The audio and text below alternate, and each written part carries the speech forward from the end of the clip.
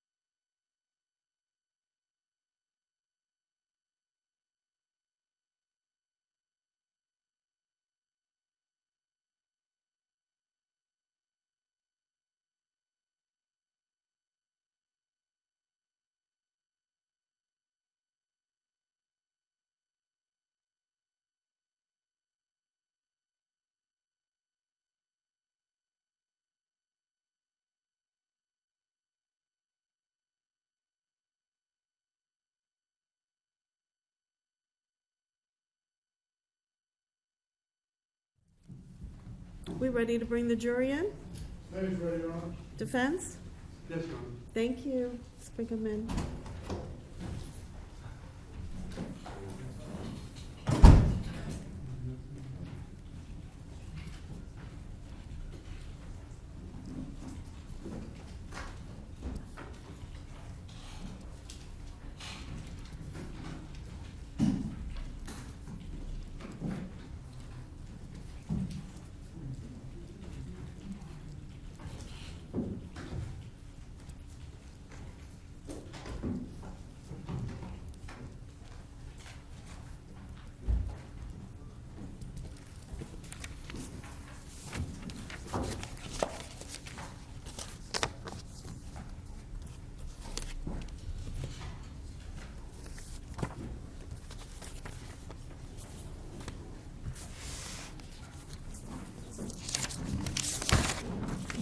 Present, Your Honor.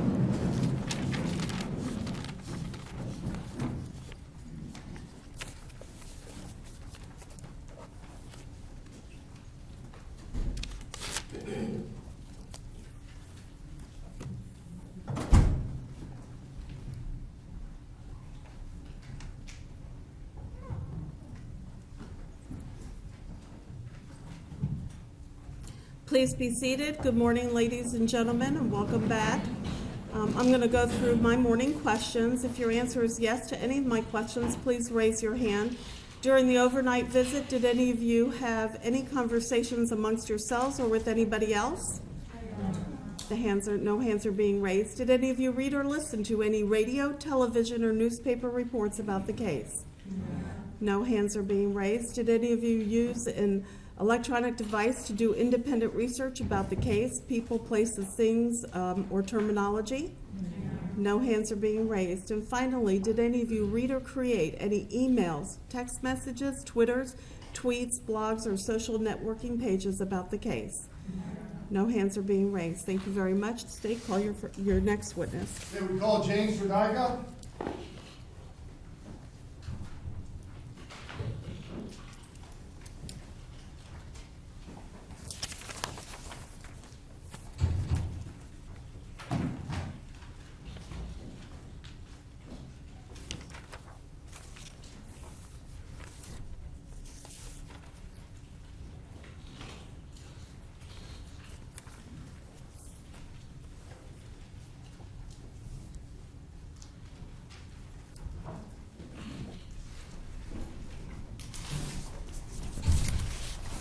Do you solemnly swear or affirm that your testimony in these proceedings will be the truth, the whole truth, and nothing but the truth, so help you God? Yes. Thank you.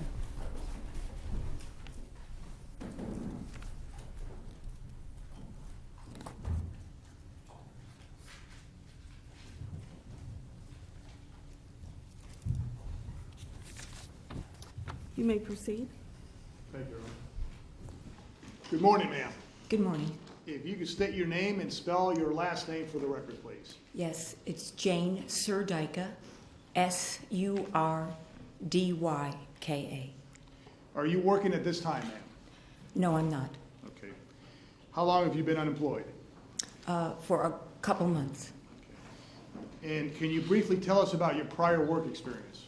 Certainly. I'm a recreation therapist, and I was working at Halifax Psychiatric Hospital and also working with behavioral care with adult and teenagers and children.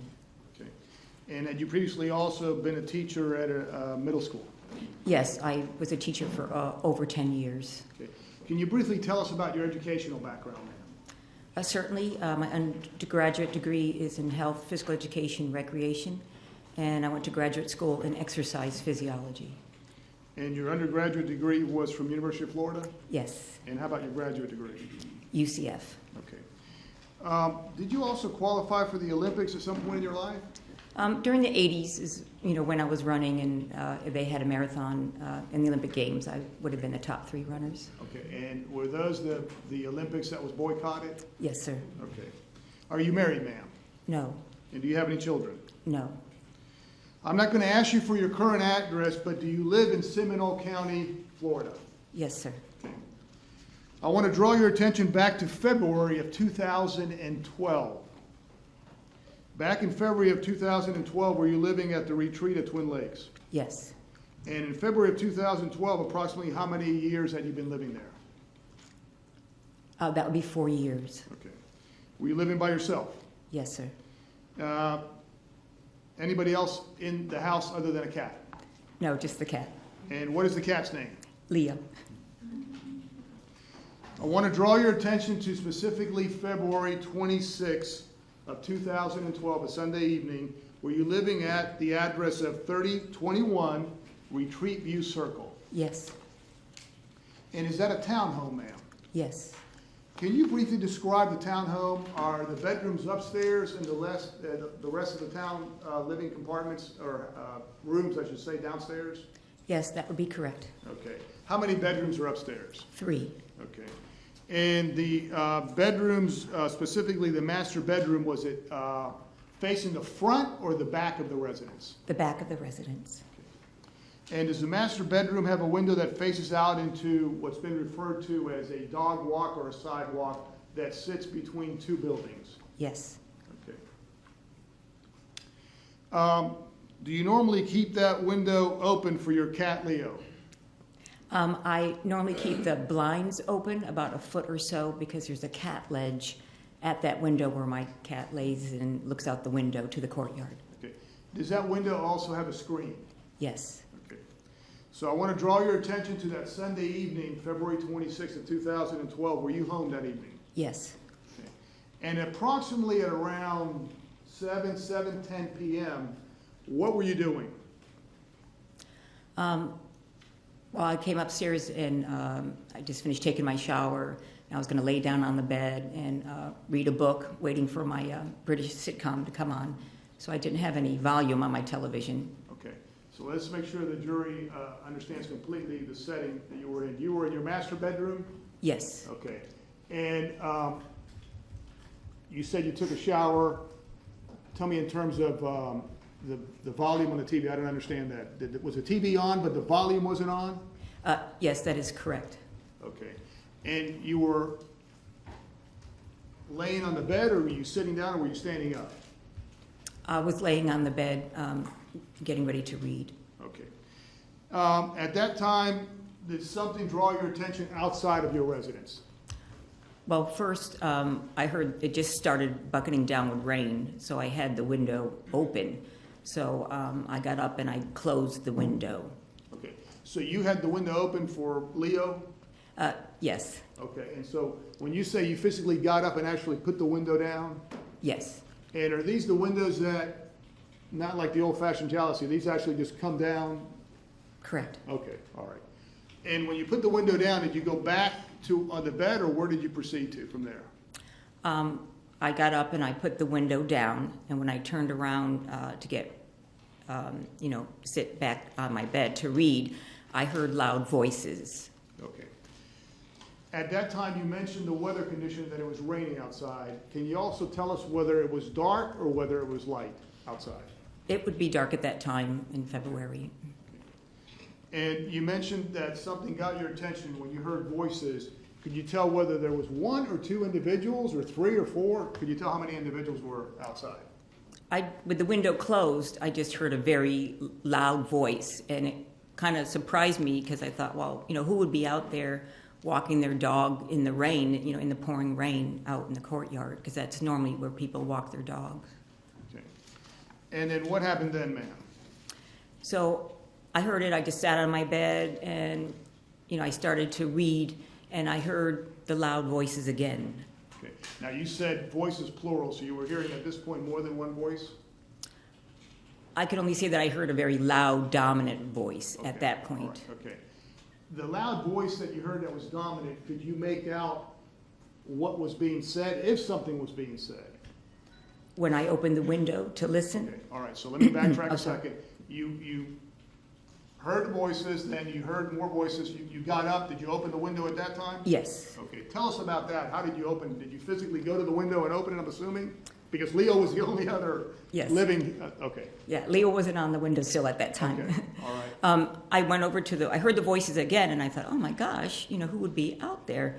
So I raised up the window, and to look, because I have the blinds about 1 foot high, I had to kneel down where the cat ledge was and open the window. So when I opened the window, I thought, I could hear now the voices. Okay, so you stated that you had blinds. How far down were the blinds? Were they fully covering the window? Were they only halfway, 3/4 of the way, 1/4 of the way? About a foot, 2 feet, I could see perfectly clear. Okay, so when you said you crouched down, you had a direct view out into what? I kneeled down, so my hands were actually even on the cat ledge, and I would look straight out into the courtyard. Okay, tell us if you could what you heard and what you saw. Well, like I said, I thought it was unusual that someone was out there in the pouring rain, so I opened the window, and all I could really hear, I guess I expected to open the window and hear like a conversation going on, but it really wasn't like someone out there just talking. When I opened the window, I heard like a very aggressive voice, sounded very angry, very agitated, And that kind of struck me. I don't know why I didn't hear the words. I think it was just the tone of voice that I, didn't understand. I knew there was something different than just a conversation going on. But then I also heard, after the loud voice is very aggressive, almost like yelling, then I would hear like a lighter, softer, higher pitched voice. Okay. This is my word, and if it's not correct, please correct me. Did you feel that there was an exchange back and forth, or was it, when you say a dominant voice, aggressive, was the less dominant, or how did you describe the other voice? Well, I heard more of the dominant voice. That kind of went on longer and, more aggressive. And then maybe at the end of hearing more of that voice, I would just hear a little bit of the other higher toned, softer voice, almost kind of, like talking back to that person. Okay, that's what I was trying to get you to do. Yes. At that time, when you were hearing the voices, when you were looking out, could you see the voices, who they were coming from? No, I couldn't, because I had right next to the window is my nightstand, and I had my night light on while I was reading. So there was a glare. I could only very clearly hear, not see, because of that glare of my night light on. And let's backtrack a second. Could you tell that definitely the voices were coming from outside, in other words, outside versus somebody inside their home? Absolutely. It was right from where I am, it's like 20, 30 feet, and you can hear it very clearly. Okay, so somebody or two individuals outside? Yes. Okay. And you mentioned you had did you describe it as a night light or some kind of light on? Did you turn it off? Yes, when I was hearing that it wasn't a normal conversation and, some very aggressive going on, I thought, let me shut the light off and see if I could see who it is. Okay. And when go ahead. Go ahead. When you turn the light off, was your view then a better view in terms of going or looking outside of the courtyard? Yes. Okay. If you could tell the jury what you then observed at that time. I just reached over and shut my light off, and then when I looked down, I could see now at that point 2 people on the ground, one on top of each other. Okay. Now, I'm assuming when you first heard the voices and you were laying on the bed and you then mentioned getting up, etc., did you have like a stopwatch or something to time yourself as to how long it took you from the first voices you heard to the very end, or where you're at right now in terms of actually being able to see outside? Were you able to estimate how long? Let me backtrack. I apologize. Did you have a stopwatch, and were you timing yourself in terms of how long from when you first heard the voices to the point where you're at now? I wasn't timing anything. I just Okay. know there was a little period of time of not hearing the voices because I didn't open the window right away. Well, that's what I was trying to make sure that the jurors understood. So there was a gap, I guess. Yes. Okay, all right. If you were to estimate how long it was from when you first heard the voices to the point where you're at now, where you're actually looking out and you turned off the lights, if you estimated, how long do you think it took between the first time hearing the voices and then what you're describing now? I could only estimate a couple minutes, maybe 5 minutes at the most. I apologize. I had you go back and estimate the time. What then are you observing when you're now looking clearly out and the light is not obstructing your view outside? What do you observe? You mentioned something. Go ahead and tell us what you observed and what you saw. Yes. Now I look out with the light off, and I could see right near the porches that there are 2 men on the ground. Okay. Men, because I know they're men now, but 2 people on the ground, one on top of each other. All right. And it kind of looked like they were Okay, shuffling. you're doing something with your hands, and I'm doing something now with my hands, but if you could, it's important for you to describe what you're doing. You're doing something with your hands. If you could, articulate, because the jurors are able to hear you, or see you, I should say. Yes. But I want, if you could, make sure the record's clear in terms of what action you're describing between the 2 individuals. Right. Looking down, there was one person on top of each other. They were vertical, and it's kind of like you could hear scuffling, like they're moving back and forth. I didn't see arms swinging or anything like that, but just, that they were on the ground and they were wrestling or shuffling. Okay. You mentioned that you now know there was 2 men. At the time when you were observing, could you tell at that point whether they were men, women, kids? Could you tell the race? Could you tell the gender? Could you tell, et cetera, about them other than there were two people on the ground? No, I couldn't tell that. I only knew from hearing the voice, at least it sounded like a male voice, the aggressive voice that was there earlier that I heard. Okay. All right. Tell us what then you observed and what you heard. When I saw the two men on the ground, or two people on the Yes. ground and shuffling, I thought, oh my gosh, something horrible is happening. So I had my cell phone right on the side where the light was. So I just grabbed the cell phone and, brought it to me and started pressing 911. Okay. And in the process of calling 911, was there additional sounds that caught your attention? Yes, as I was pressing 911 is when I heard very clearly that I say the two yells for help. Okay. In terms of the two individuals, the voices that you've described, one a more dominant or aggressive, and the other one, what word did you use to describe the other one? Higher pitched. Okay. The yells for help that you heard at that time, could you identify whether it was the dominant, louder voice or the higher pitched one? Well, in my opinion, I truly believe, especially the second yell for help, that was like a yelp. It was excruciating. I really felt it was the boy's voice. And in terms of distinguishing, you said, I apologize. The last sentence you said, the voice you heard yelling for help was whose voice? Let me object, Your Honor, at this point then to improper predicate foundation for such an opinion. Overruled. If you could repeat your last answer, I want to make sure all the jurors heard it. You said, in terms of the voice, the last yell for help or yelp, you said it was, who did you believe in terms of between the two individuals? The boy, the younger person. It was like a boy's voice. Okay. And when you say a younger person, is that based on just the voices, that one was louder and more dominant and aggressive and the other one sounded like a younger individual? Yes. Okay. Now, let me backtrack a second. You've had experience, you mentioned in the last two jobs you had. You've dealt with children before, have you not? Yes, I have. And you've dealt with adults before too, have you not? Yes, I have. Okay, you were telling us that you heard some kind of yelp was that before the shot, I'm assuming? Yes. Okay. And then you heard a shot. Well, I call it. Tell us what you heard. I apologize. You tell us what you heard. Sorry. After hearing the yelps for help, I still was staring down out the window, and I just know it was still one person on top of each other. Then I heard from my window, pop, pop, pop, and I don't know what a gun really sounds like, but it was like three popping noises. So you felt from your observations or hearing, you felt it was actually three pops, I guess you heard. Yes, from my window. Okay. And then what happened? Like I said, it was still dark. I heard the popping noises. I was shaking, and just a little while later, one person got up, and that person got up and started walking right towards my window, where I could see that person really clear now. All right. Now, the person, when you say started walking towards your window, were they headed towards your window you're talking about, literally? I know were you upstairs? Let's make sure the record's clear. You were upstairs, is that correct? Your Yes. vantage point.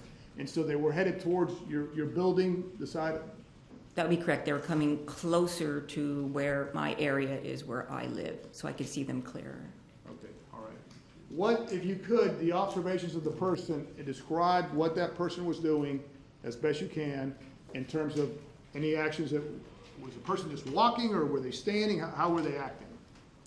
They just were walking closer to where I was observing from, and they came, could see them pretty clearly now because there actually was a light on the porch that was on that left side where I was observing. And the person just walked normally and then came over to where that porch was and just put his hand to his forehead, kind of like that. And you're like, almost like, well, I can't put words in your mouth. You tell us, you put your hand up to your, like, describe if you could, again, just demonstrate to the jury. How the person had their hand up to the forehead or to the side of their head? Well, I was looking from above, so the person just you know, I could see the right side very clearly, so he just kind of, you know, almost like a salute, just kind of had his hand there and bent his knees a little bit. Okay.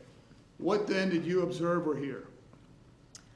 Just shortly after that, I believe the neighbor from that house right there where I was watching from came out of his front door, and I watched him go down the sidewalk to Mr. Zimmerman. Okay.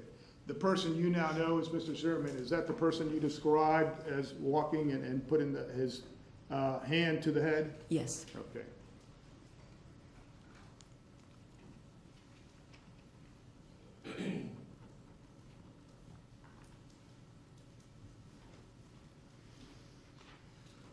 You mentioned the person you described now as Mr. Zimmerman, and I gather you know the other person that was shot, Trayvon Martin. Did you know him before at all? No. Did you know Mr. Zimmerman at all before that night? No. Okay.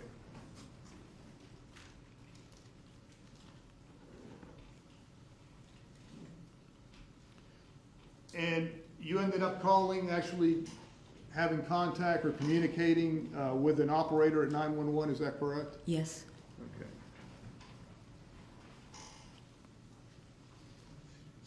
I want to show you some photographs if I could, ma'am. And hopefully you'll be able to see it up there from your vantage point. Please let me know if you can't. Thank you, Your Honor. Do you see that exhibit right there in front of you? Yes. Okay. And do you live, I'm going to kind of point, well, I don't know if I'll do a good job of this, but hold on. Kind of blow it up. Are you in this area right here? Are you in, the arrow, is this where the apartments where you were at, or the townhouse where you were at back in February of 2012? If that's where the courtyard is. Yeah, assuming this is the courtyard T here. Oh, okay. Now I see. Yes. Your vantage point would have been from where the arrow is Yes. towards this area right here?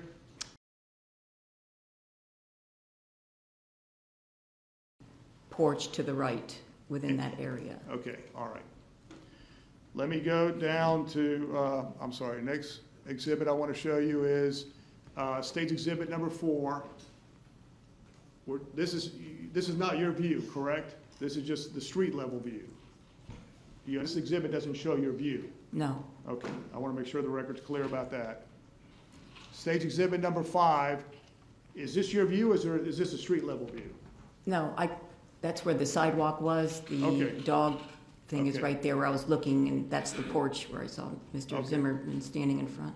Okay, right here in front of, right here? Right around there, there's like a little tree there, and he was standing there, and Okay, I could see him clearly. okay. Stage exhibit number 10, does that show that tree clearer? Yes. Okay. Now, in stage exhibit number 10, would your residence have been back here up in the top, obviously the bedroom you were looking at back here? Yes, if I could Okay. put myself. Stage exhibit 38, obviously that's a daytime photograph, Yes. but, and obviously it's from the ground level, but is this the courtyard that you've been talking about in terms of where you observed what was going on? Yes. Okay.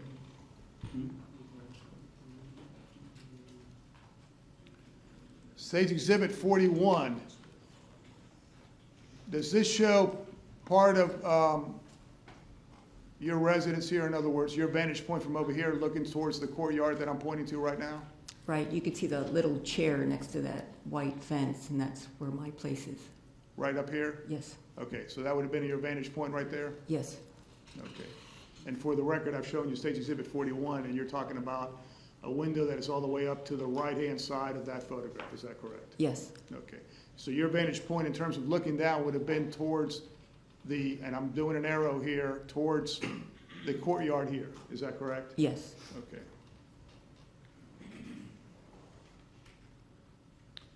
Stage exhibit 43, does that show it a little bit to the side? Your residence would have been over to the side of that, is that correct? In other words, this is still showing the courtyard area right here? I can't really tell where that is. Okay. And then stage exhibit 44, Does that show the courtyard area? That you Yes. would have, your vantage point in terms of looking? From the left of that picture. Okay.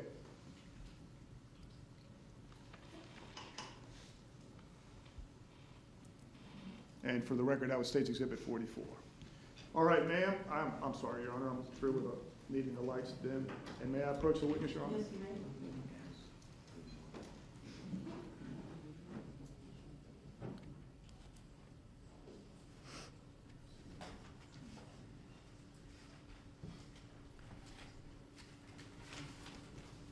Mr. Surdyka, back in February of 2012, I don't know if you can see that from here.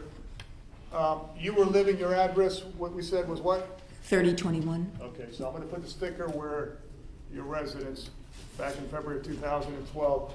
That would have been right here, is that correct? Correct? Okay, and your vantage point would have been towards this right here, the courtyard, is that correct? Yes, and I could see the sidewalk to the right and all the way down here. Okay, all right. And where you're saying the struggle happened was in this courtyard right here, or you tell me? I could just point out, and somewhere around this area. Okay, all right. Did you ever see an individual walking all the way down this way and back, specifically Mr. Zimmerman? No. Before the shooting? No.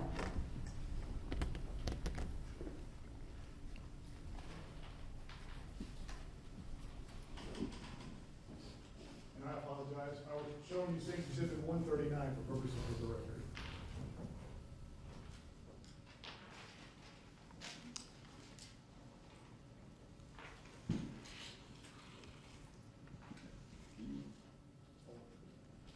You mentioned, ma'am, that you called 911 and you were able to actually get to the operator, is that correct? Yes. Okay. And for the record, I am now playing State's Exhibit.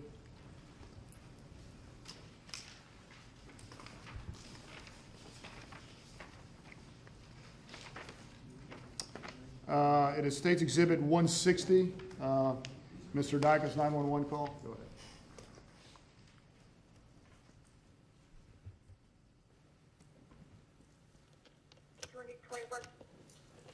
And I'm looking up my back, Okay, come we home need and some someone screaming. Sorry, Your Honor, we got a logistics or technical problem. How do we get the volume? We gotta get, I'm at a 3021 repeat circle, and I'm looking up my back, come home and someone screaming help. may I have a moment, I Your don't know, Honor? I heard like a bang.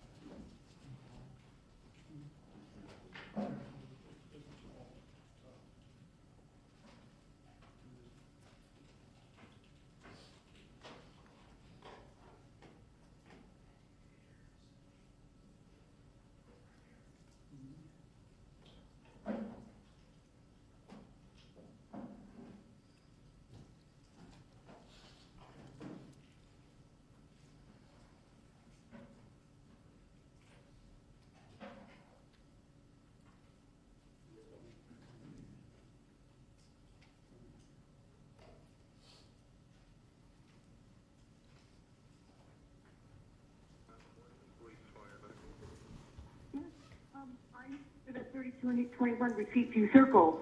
let me start again at the beginning if I could, just. Thank you, sir. 911, police fire medical.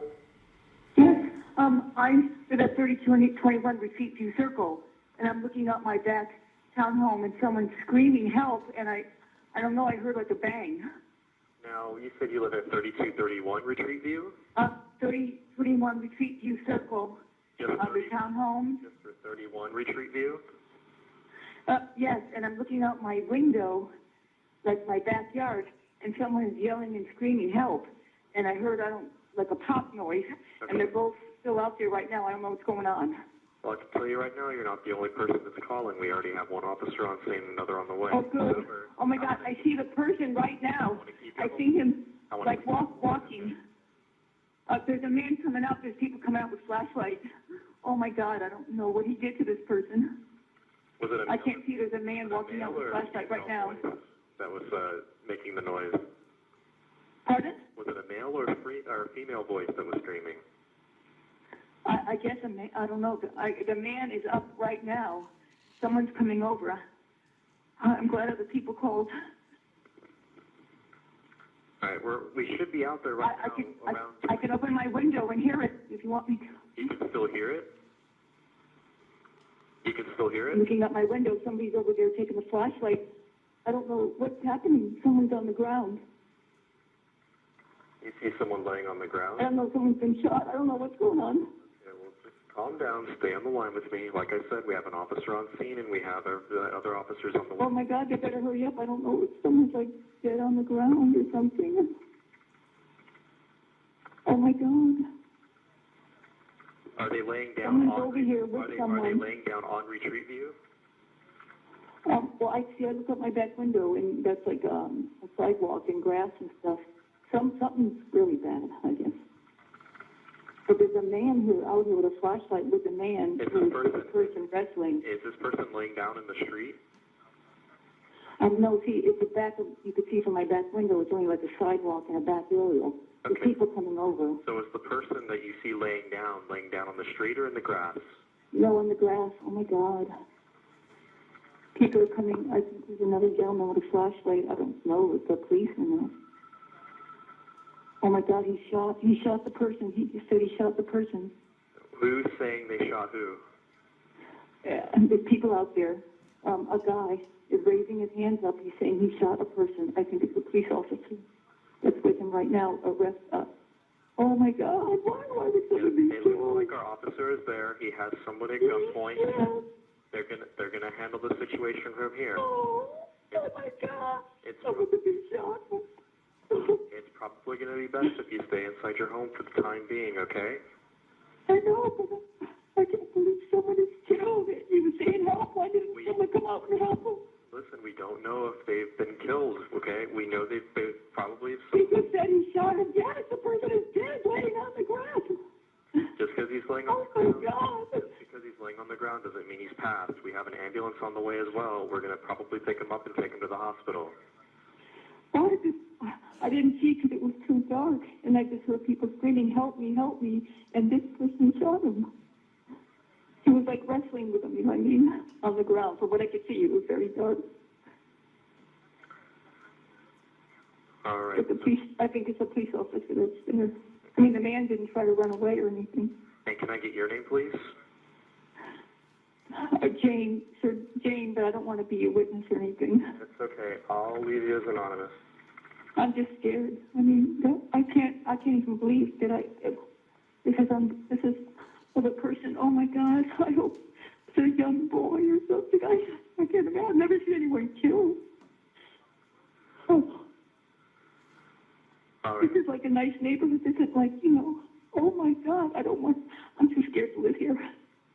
Okay, Jane. Well, you don't have to worry right now. We have many officers on the way, and I think about 2 officers on scene at least right now. So we are on scene, okay? Oh my God, to see someone killed laying in the grass. Oh my God. I want to know what happened. Why would this man just shoot him? Once the incident calms down a little bit, you can probably try to ask one of the officers what's going on. But in the meantime, it's probably Oh my God. until There comes another police officer. It's right outside my window. I mean, it's like 2 feet away. 10 feet out my window. Oh my God, why would somebody kill someone like that? Now, of course, we're not going to know the Oh, details. I can't look. I mean, the officer is shining the light on the person. He killed someone. Oh my God. Oh my God. Did you hear or see anything else suspicious before you heard? No, I was just watching. I was watching my TV, and this is my back window. And then you know, I heard people talking out there, and I was kind of like, oh gosh, were they, you know, pouring rain? Why would they be outside? I figure walking their dog or something. And then I heard more talking voices, and I didn't open my window, and then it looked like I thought, oh, are those two men talking to each other, or they looked like they were wrestling each other, and then I heard the man saying, help, help. I mean, I would have helped if I could have.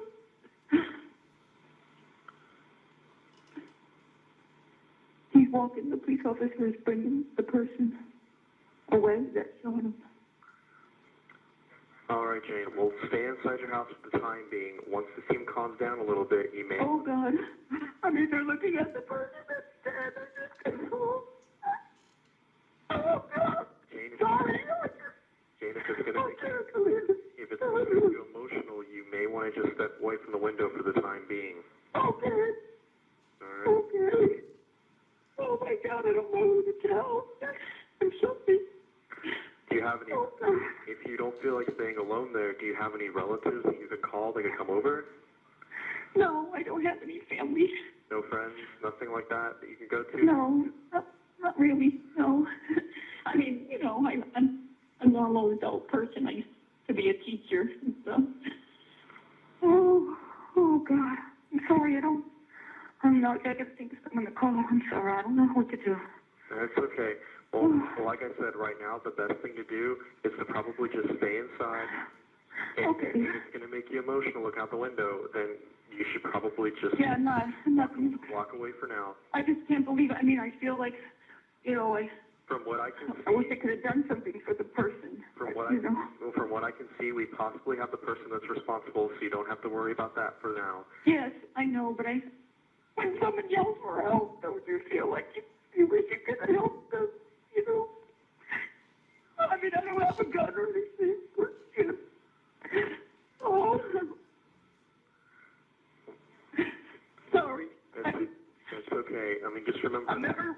I can't believe I would even imagine anything like this where I live, you know? Oh, Remember, hindsight's 20/20. The whole thing happened too quickly. I mean, you weren't the only one that heard. Like I said earlier, remember, a lot of other people called about it in your neighborhood. So really, I mean, the people that like are back there. I mean, their porches are right there. you did. I mean, they were probably like 3 feet. They could have ran out and helped the person, you know. Well, honestly, calling 911 was the best way to help this man, especially to get the ambulance rolling out there as fast as we could. Okay, so people called even before I did? Yeah, we got a bunch of calls all at once. So trust me, a lot of people in your area called. We had an ambulance rolling almost right away, along with police on the way as well. And right now, I can tell you the officers might be out there for a while since they're investigating a serious crime. Should I say, I mean, I shouldn't go down there and say anything. Well, for now, you might want to just stay in your house, wait for things to calm down a little bit. It's possible they might have an investigator go door to door to see if anyone else might have heard or seen anything else out of the ordinary. Okay. So, of course, if you hear a knock at your door and it's an officer, you probably should answer it and talk to them. It might make you feel a little better as well because they can tell you exactly what's going on in the details and whether or not you should be worried. Okay, I guess there's a lot of, I hear a lot of cars. Yeah, there's probably going to be right now. There's probably going to be a lot of sirens, but trust me, the sirens will be over soon, and they're probably going to take this guy to the hospital if they. Oh God, I just heard him say something. Oh, all the cars are outside my house right now, in the front. Sorry, I'm just shaking. That's okay. Don't know what sorry. I just blows my mind. I guess maybe I have to think of someone to call, a friend or something. Is there home? Yeah, if you have a friend or someone you can call and talk to that can, pass the time with, I think that'd be a really good idea. But of course, make sure that you're doing that if one of those officers comes up. Sorry, I just can't even believe, I just can't believe I'm just, sorry. Wow. Well, it's okay. This isn't something people are dealing with every day. It's okay to feel this way. Well, maybe somebody, if you don't mind saying, maybe somebody could call me. Like someone that could fight me. I've never seen trauma like this. It's almost like a movie.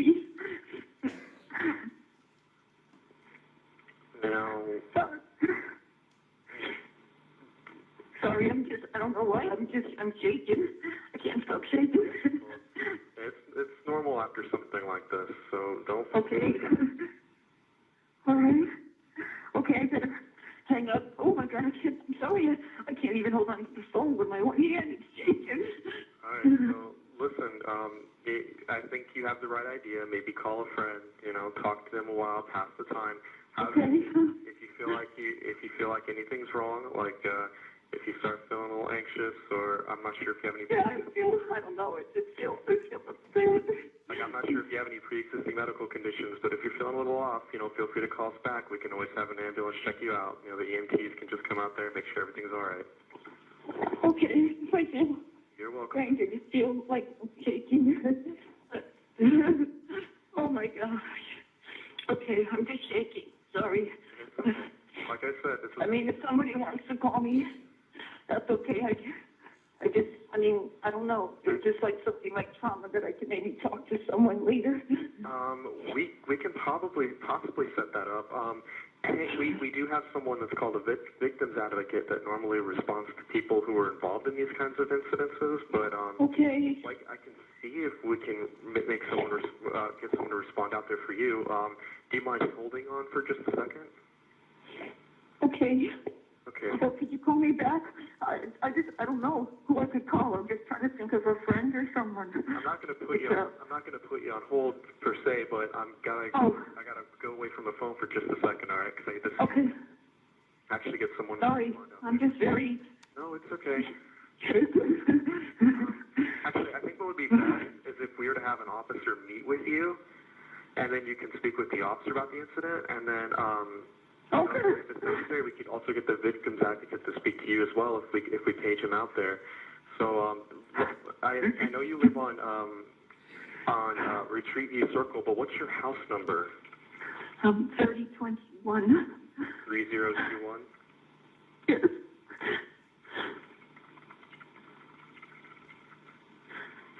Oh God. I mean, I don't know. I don't know any of the circumstances. Just like it just. Yeah, if someone was getting hurt, I just can't believe somebody would shoot someone. Oh, God.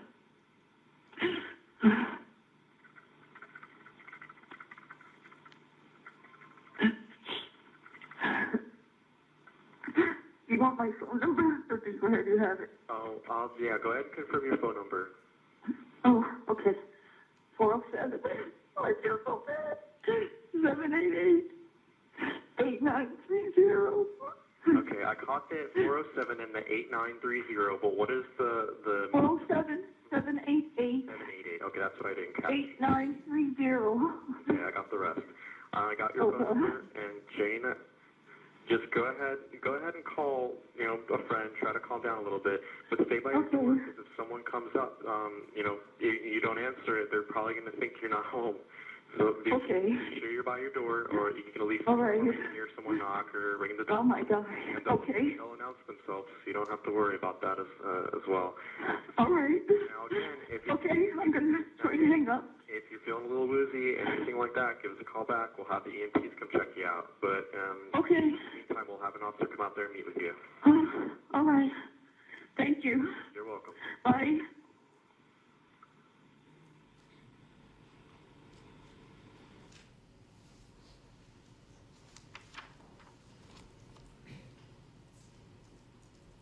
Ma'am, this is a pretty traumatic event for you that evening. Yes.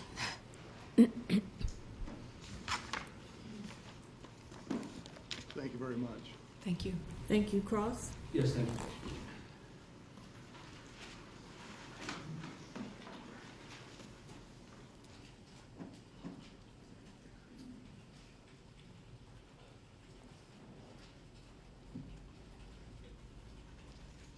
Good morning, Ms. May we approach the bench? Minor technicality.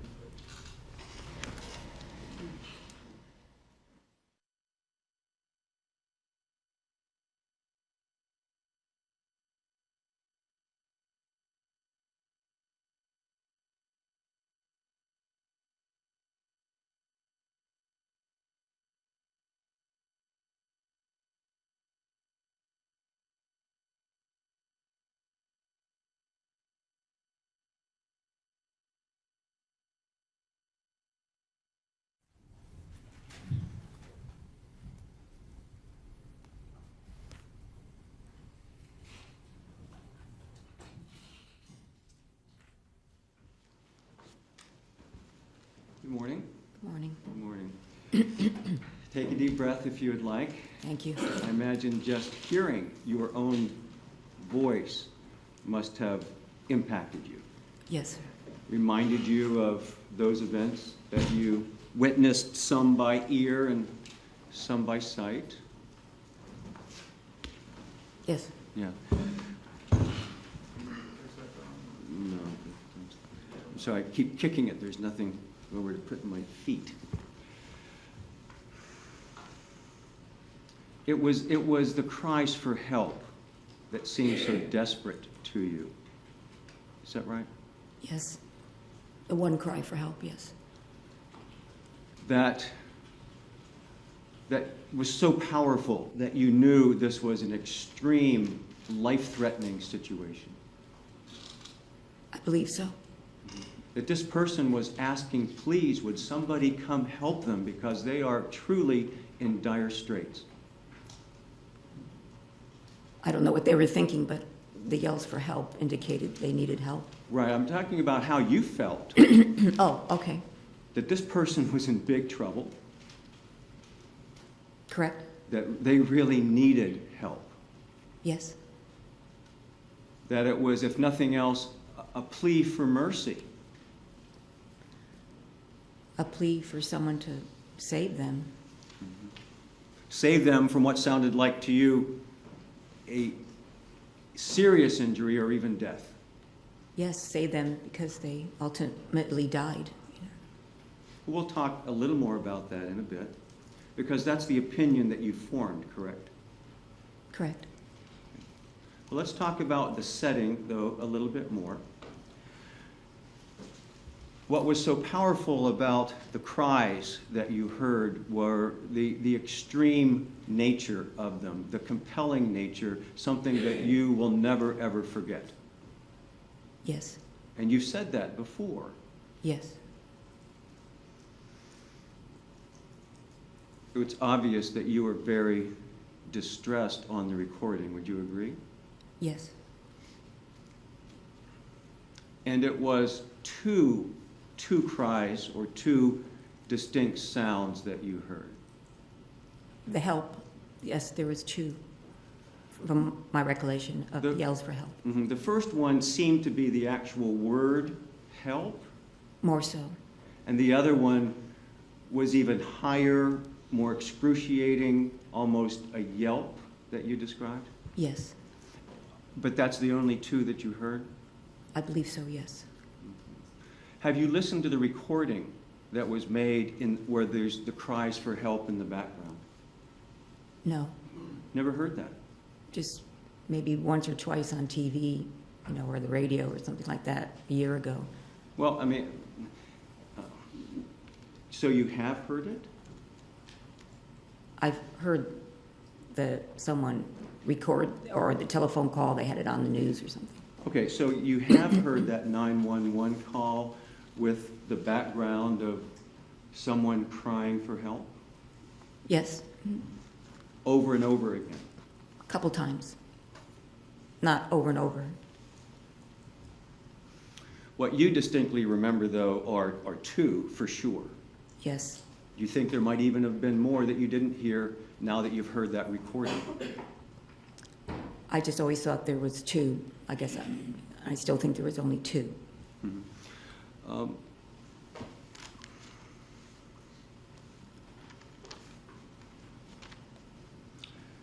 This was raining pretty hard that night, Yes. hard enough that you shut the window, Correct. Yes. and that was because of the rain. Pardon? That was because of the rain. Pouring down rain so it wouldn't come into my window, my house.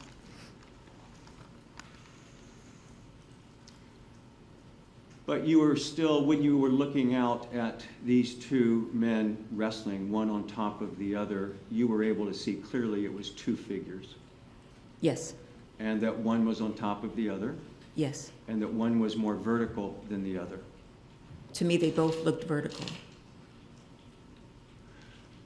You used the word vertical. On top, the man on top was vertical? Is that what you mean by he was more sitting up? No, they were both laying on the ground, one person on top of the other, Vertical, meaning when I looked out, they were vertical. Oh, the direction was vertical? Yes, sir. I see, okay. The position, though, of the men was at that point that you saw them, they were sort of one on top of the other. Yes.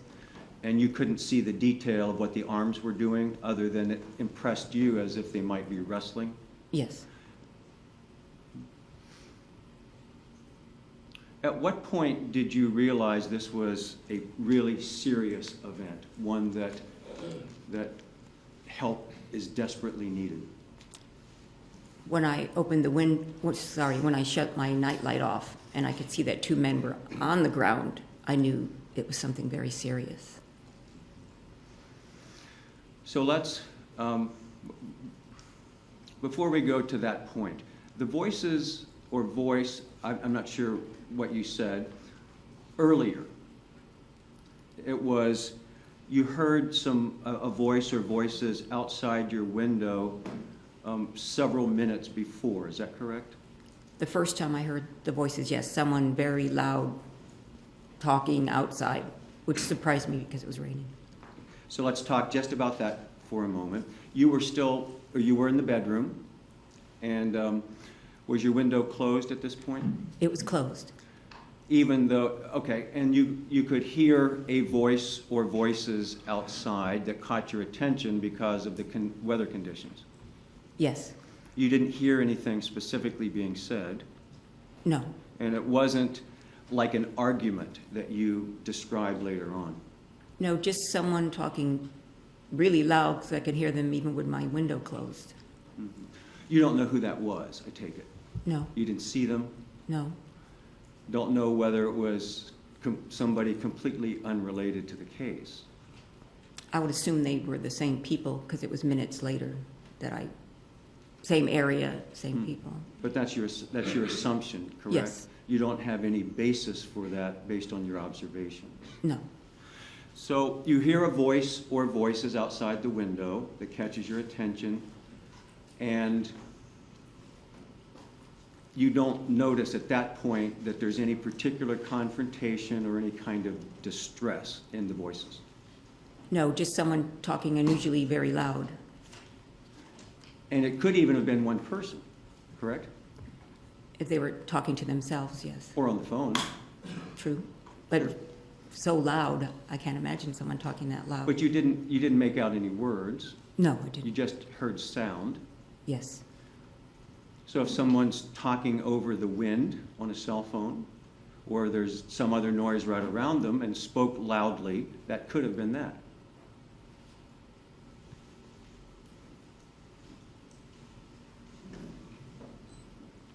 Right? Oh, I'm sorry, what? I'm sorry, I grabbed some Oh, water. you walked away, I didn't know. Yes, I'm sorry. No, I apologize. So that could be true, right? I guess so. So there wasn't anything particularly disturbing or even attention-getting other than you heard a voice in a setting with the weather conditions that you wouldn't usually hear a voice. I was still thinking that it was a very loud voice, louder than usual, that's all. Nothing about that voice you can distinguish the characteristics of it, other than the volume was up. No. So I take it you didn't pay much attention to it, and you went and began to get ready to read a little bit, waiting for your show, Yes. and the window was still closed. Yes. And some time passed. You said a couple of minutes. You said today as much as 5, correct? It could be. And it could be as much as 10. I'm not sure it would be as much as 10. Did you say that in a sworn statement, that you estimated it was 5 to 10 minutes? I could have, yes. So your sense of it was, and not like Mr. De La Ronda said, you obviously didn't have a stopwatch No, I because it didn't. wasn't important to you at that point, correct? Correct. Okay, so 5 to even as much as 10 minutes may have passed between hearing that first louder voice and the second event that you've described as an argument. Possibly, yes. And you don't have any information to connect those two events other than that you heard voices in that same area. Correct? You don't know that it was the same voice you heard the second time. I just assumed so because it was still a very loud voice when the window was closed and also when the window was open. It was still a very loud voice. So you're assuming then that a voice you heard 5 or 10 minutes before might be the same voice that you heard more loud, that was loud in this more aggressive conversation? Yes, That conversation was one where the loud dominant voice was the first voice, correct? yes, It was the one that initiated that argument or that confrontation type conversation. I don't know the situation. I just know that I heard the loud, dominant voice. And then the softer, more meek voice was the response. Yes,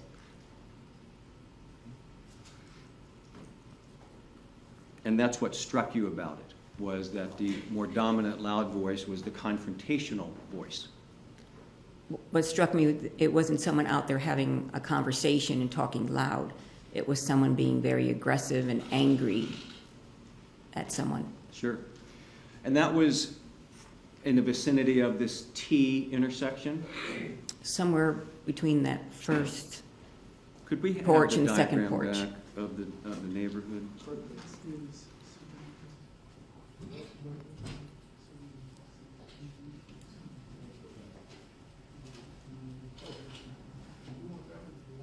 Well, for the screen would be better, I think, for now.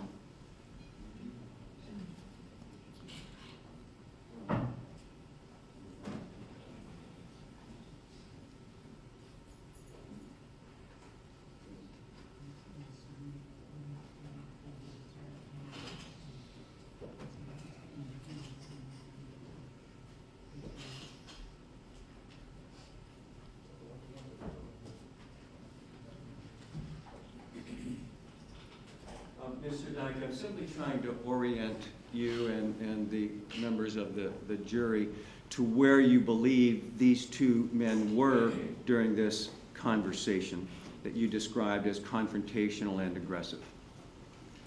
And do you see that T area that's been pointed out? no? Perhaps we could... Oh, now I see the arrow, okay.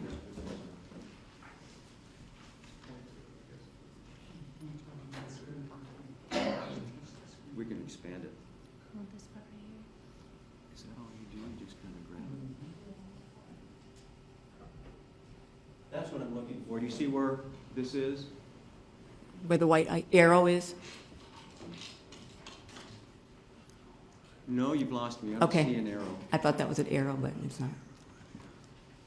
Oh, there, oh, yes, the cursor arrow. So this is about where you are in this area. From Yes. your back bedroom. And then this is the general area where you believe you heard the confrontation. Yeah, anywhere between there and up a little bit farther. I can't really pinpoint. Okay, in this area, you couldn't say exactly where it was because you didn't see it, correct? I saw them on the ground. But they weren't on the ground here. They were on the ground a little bit farther up. Right, right. So I'm talking about the voices. Oh, okay. You only heard these voices, you didn't see anybody. Right, yes. And you heard the voices from your vantage point about where the arrow is now, as best you could tell. I don't know because I couldn't see it. But you heard a confrontation, you heard enough aggression in the first voice that it really caught your attention. Yes, You knew something was about to happen. that I didn't know. I just know that someone wasn't out having a normal conversation. So at that point, is the reason you couldn't see because the glare in your unit kept you from looking out the window? Yes, my night light. The glare of that didn't allow me to see out there. So I take it you turned out the nightlight. Yes, And at that point, you could see out the window. yes, And the next time you looked out the window, the men that you believed were arguing or confronting here had moved down this way. Am I right? Well, I don't know if they were over there because I couldn't see, so it was just somewhere in that area. So when you say you saw them on the ground, Yes. was it around this area or somewhere else? I don't know, just within that area, just seeing two people straight down. So you Within that area, I can't exactly pinpoint. Mhm. You don't have a clear image in your mind where exactly these people were on the ground? Just that they were on that side of the sidewalk, and they were, somewhere within that first and second porch. Sure. I'm not asking you to be any more precise than you can be, based on what you could see under the circumstances, because it was very dark, correct?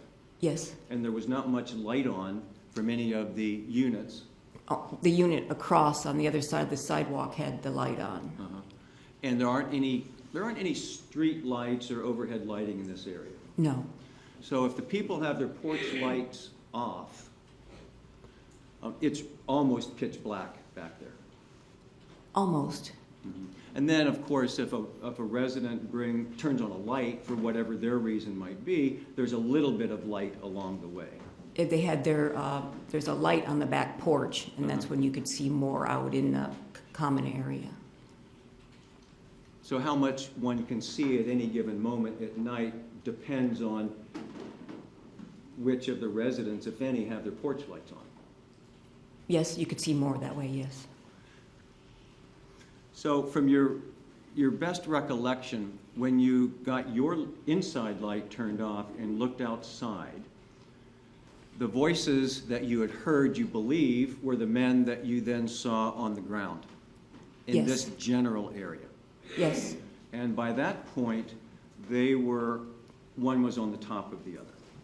yes, that's how I saw it in the dark, yes. And you could see well enough to see that the person on top had a dark-colored shirt or jacket on. It looked like it was dark, like black, or I'm not sure. And you continued to watch as best you could, I take it. Yes. I was calling 911 at that time. By the time you saw the two guys on the ground, the one on top with the dark or black covering, shirt, jacket, what have you, you knew you needed to take some action? Yes. Had you heard the yells or the cries for help yet? When I was on the phone touching the pad for 911, that's when I heard the yells for help. So you had already decided to call the police by seeing the men on the ground before you actually heard any yelling. Yes. And by the time you got your phone and began dialing, you then heard these excruciating, desperate cries that you've described. The phone was right next to me, so I just reached for it and put it to me and pressed the pads for 911. And then did you turn your attention again out the window? Yes. So then did you watch what else happened as best you could? Yes. The men remained on the ground, correct? Yes. And do you believe that, you were looking at the two men when the shot was fired? Yes. Do you believe that you were on the phone with the 911 operator when the shot was fired? I thought I was, yes. Well, today, do you believe that? Yes, possibly. Everything just happened so quickly, Sure. and I was just so nervous. I know I was pressing the 911 when I heard the yells for help, and then I heard the shots after the yell for help. Of course, yes. Yes. My question, though, more precisely is, do you believe you were on the phone with the 911 operator when the shots were fired? Yes. We played the 911 call Mr. Delranda did a few moments ago. And were you listening? Yes? Did it sound like to you that, in fact, that's true? Did it sound like you were on the phone when the shots were fired, or that you were describing to the operator that the shots had already been fired and you were watching at that point? I'm not sure. I just thought that I was on the phone with the operator when I heard the shots. You also testified today that you had opened your window, correct? Correct? Yes. In the 911 call, did you hear yourself say to the operator, "I can open the window if you want"? Yes, I did hear that. So are you not sure whether the window was actually open or not? Oh, I'm absolutely sure the window was open. But you do recognize, though, that you told the 911 operator that "I can open the window if you want"? Yes, I think I must have been nervous. All I know is I definitely opened the window. And No one is blaming anyone for being nervous. That was traumatic for you, no doubt. yes, Traumatic enough that you would seek the counsel of a friend or the comfort of a friend? yes, I called someone after that. In any event, you aren't sure at this point, or are you, that you were looking at the men on the ground when the shot was fired? I was looking at the men because I heard pop, pop, pop, if that's what the gun was. Sure. And at the point you were looking out the window when the shots were fired, the man on top was the one with the dark-colored or black top. I don't think I could say for sure, just that I know after hearing the pop, pop, pop, pretty much right after that person was up and walking towards my window.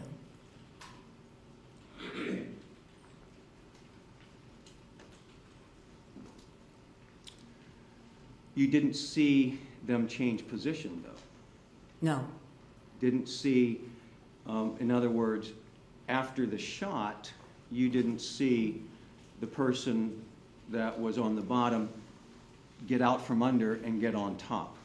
I didn't see any of that, no.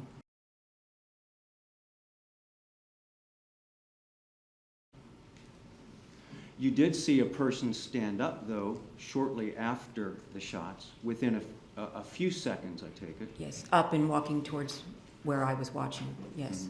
And that person was the one that was kind of going like this? Not exactly like that, just kind of like, oh my gosh, you know, what did I do or something. Or oh my gosh, what happened? Or oh my gosh, you know, whatever it is, that's you're sort of just figuring out what you think this person may have been thinking. Yes, I don't know what they were thinking, but they didn't look like they were hurt or anything like that. Did you ever see the pictures of George Zimmerman's injuries? No, Never saw the picture of his bloody nose? no, Never saw the picture of the blood on the back of his head? no, Or the lumps on his scalp? no. Did you not watch the news about this case? I try not to, but sometimes, you know, you're just watching and there it is. Were you, so at no time when you watched the news following this event, did you ever see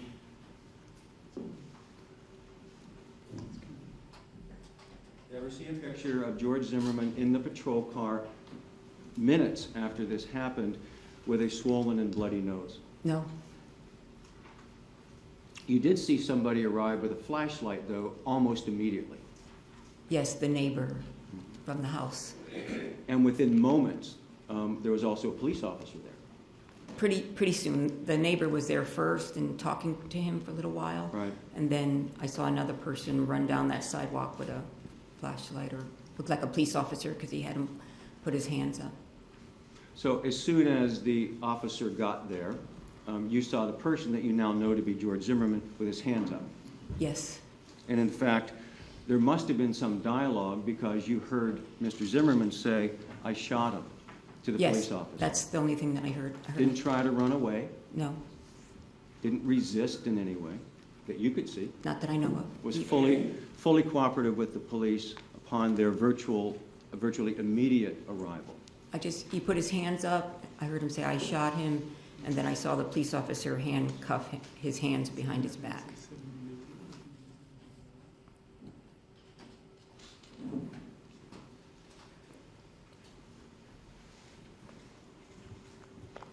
When you saw the person you now know to be Mr. Zimmerman stand up from this traumatic event that you had just witnessed, you saw the person underneath him lying face down on the grass, correct? Correct, yes. You never saw that person change position or move, No, and you never saw George Zimmerman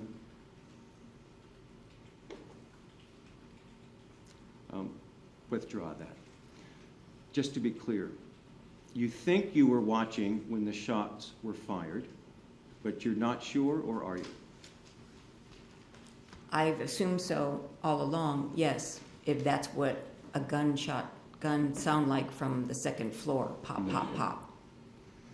But you did not see what might be known as muzzle blast, correct?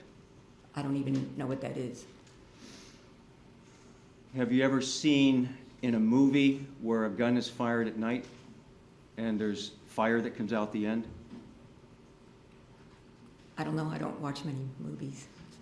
Do you know what well, whether it's TV or anything?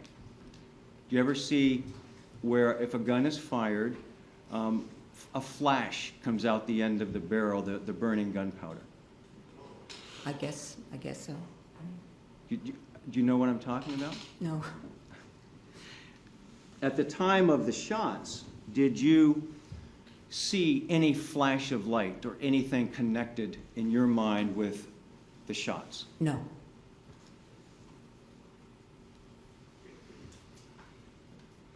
From what you saw,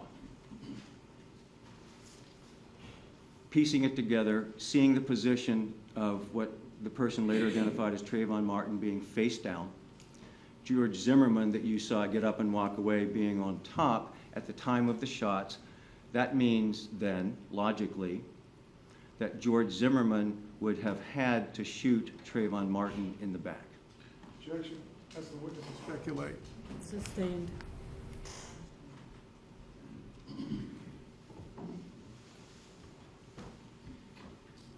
Did you ever wonder about that? Same objection.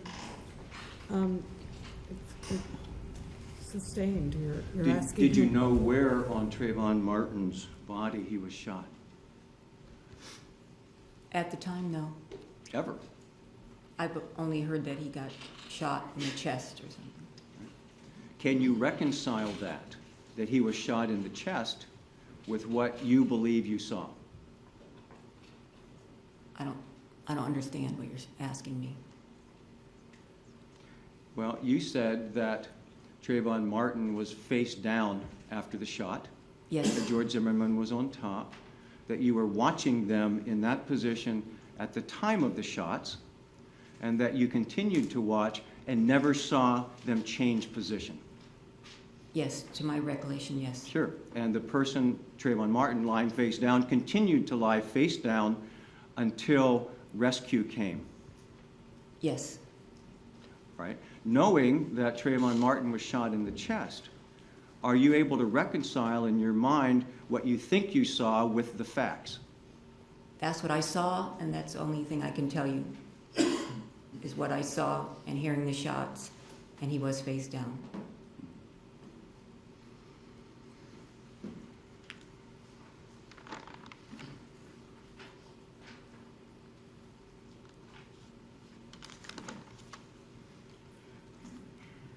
Ms. Surdyka, you obviously were traumatized by this, and you made certain assumptions, correct? Assumptions, I just said exactly what I saw to the best of my ability and heard. Well, one of the assumptions, for example, that you made was that the voice or voices that you heard 5 or 10 minutes before were the same people that you later heard arguing. true. I thought they were the same people because the time was close and it was the same location. But you don't have any more information other than that circumstance. No, I do not. You also assumed that the confrontational voice, the one that was aggressive, was George Zimmerman's. Yes, because he was a man. But you don't have any independent evidence of that, correct? Correct? You therefore then assumed that the other voice, the one that was softer, less dominant, was Trayvon Martin. Yes. And you sort of reached those conclusions because you at some point learned that Trayvon Martin was 17 years old. No, when I heard the voices, I definitely thought it was a man's loud, aggressive voice, and the other voice just sounded like a higher pitched, lighter voice. Someone could have been a smaller man, could have been, but it sounded more like a boy to me. Or it could have been a man who has a higher voice. Sounded more like a boy to me. Of course, but it could have been a man with a higher voice. I don't know. Just like the more aggressive, dominant voice could have been a 17-year-old with a strong voice or a more mature voice. Correct? I guess so. Well, you've been around kids in school, Yes. right? You know that by the time 17 rolls around, that there's a wide range of maturity, physical maturity. I guess so. Well, do you question that? No, everyone's different, has a different voice. Well, you know that voices change through puberty, correct? Correct. A boy's voice that might be fairly high when he's in his early teens can get pretty deep pretty quick when he becomes an adolescent. I guess so. I don't have children, so I don't know. I'm talking about your experience at school. Okay. You've been around a lot of teenagers, haven't you? Yes. And haven't you been around some teenagers that talk not just like grown men, but have real deep, resonant voices? I guess so. You don't know that for sure? I haven't been teaching for a couple years, so yeah. Well, think about back then, when you were teenagers every day. Aren't there 17-year-olds that have deep, mature voices? I guess so. Mm-hmm. But your opinions and conclusions about who did what in this case was based upon your assumption that the confrontational voice was the older person's voice.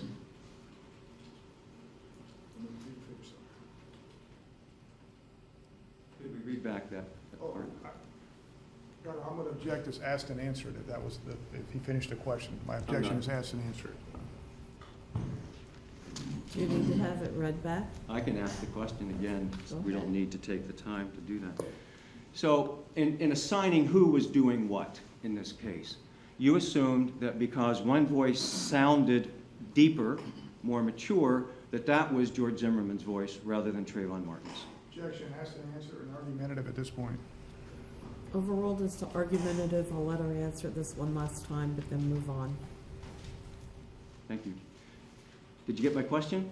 Yes, just again, it sounded like a man's voice, the louder, aggressive voice. I'm talking about your assumption, though. As you explained later what you saw, even as perhaps you were explaining to the 911 operator, oh my God, someone's dead, why would somebody do that, why didn't somebody help, I don't have a gun. All of that was based upon your assumption that it was the person on the ground who had died that was the one yelling for help. I thought from the voice that it was the one yelling for the help. It was the boy that was dead. Yes. But you'd never heard Trayvon Martin's voice before in your life? I heard it when I opened the window, and they were. I heard it when I opened the window, and then I was hearing the voices. I heard two voices. Had you ever heard George Zimmerman's voice in your life? No. So when you say you heard Trayvon Martin's voice before, you're saying that it was your opinion that you were listening to his voice as the softer of the two in the argument? Yes, But that was the assumption based upon the pitch, the tone, the strength of the voice. Objection, asked and answered. This is another way to ask the same question, so I'm going to have to sustain the objection.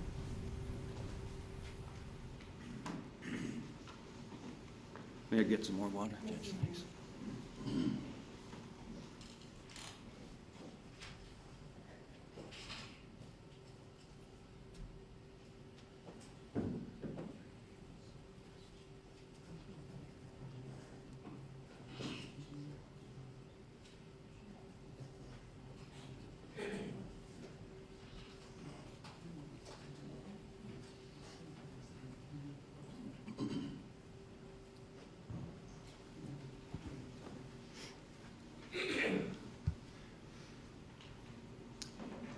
Prior to the evening of February 26, 2012, you had never heard Trayvon Martin's voice, correct, yes, and you had never heard George Zimmerman's voice. correct, And when you looked out the window, or actually you tried to look out the window but couldn't because of the glare, but you heard two people arguing.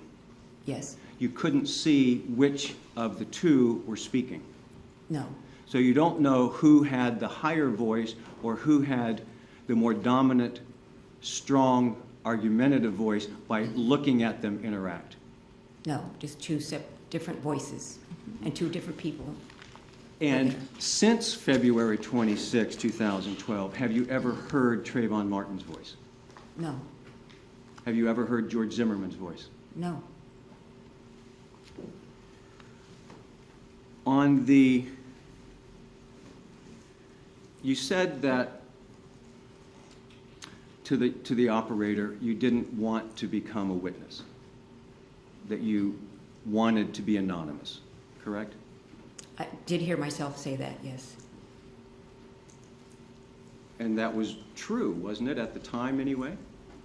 yes, I was so shaken up and, yes, So the 911 operator said to you, okay, we'll keep you anonymous. Did you assume he would keep his word? I didn't assume anything. I don't even know, so shaken up. I just wanted to say what happened, and I can't say if I even knew on that part of the conversation, what was I talking about. I was just shaking so much. Did you tell the 911 operator that you didn't want to be a witness? Yes, I heard that on there, yes. And that's how you felt at the time? I must have, yes. And that changed? Yes, You were interviewed by the lead investigator, Chris Serino, in this case? yes, And in that interview, you told him that you believed that there was about 10 minutes or so between the two sets of voices that you've described here today. okay. Do you disagree? No, whatever I said, I said.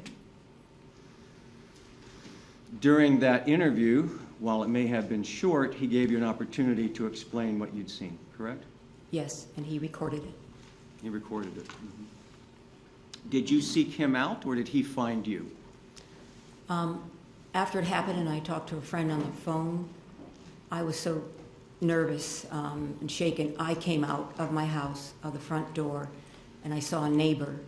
And she said, "Are you okay?" And I said, No, I saw it. And she said, "Let me bring you over to the police." So we went, she took me in back, and I went right up to a lady police officer. And I said, "I need to tell you, what I saw and what happened." Do you know who that officer was? I believe her name was Serena. You think that was Officer her, Serena. It was a lady. a woman? You think that was her first name?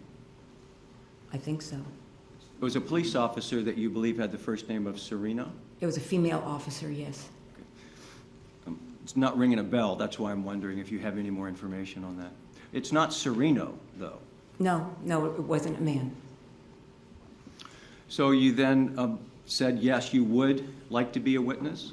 Yes, I told her that I saw it and I was crying, and she said, "Okay, I'm going to send an officer into your house and he could come talk to you." And I said, yes.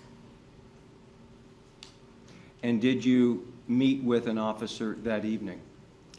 Within minutes of her telling me that, I came back into my house and a police officer knocked my back glass window. It wasn't Officer Serino, it was someone else. And he came in and he said, okay, go ahead and write down on this form what you saw and then give it back to me. And then he left out my back window. So you filled out a written statement and turned it in, basically? Yeah, I went out the back and said, here it is. And then they said, there'll be another officer, Officer Serino, coming to interview you a little later. And that happened? Yes, Investigator Serino met with you and took a taped statement yes, at your home? yes, And then you believed that he hadn't gotten enough detail from you? I don't know what you mean. Well, didn't you complain that he didn't even go upstairs to look out the window? I didn't complain. Did you make that comment? I made the comment that I offered Officer Serino if he wanted to go upstairs and view where I had witnessed. And he said, no, that's okay. This was several days later? Excuse me? Several days later? Yes, So by then, he'd already collected other evidence and had interviewed other witnesses. Objection as to speculation on the part of this witness. He didn't say anything to you about the stage of the investigation when he went back to interview you further. Objection. Now it's the hearsay what somebody else said.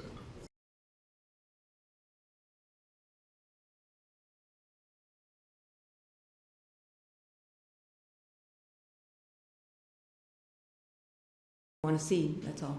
Of course, but would you defer to his judgment? I can't say. You said that you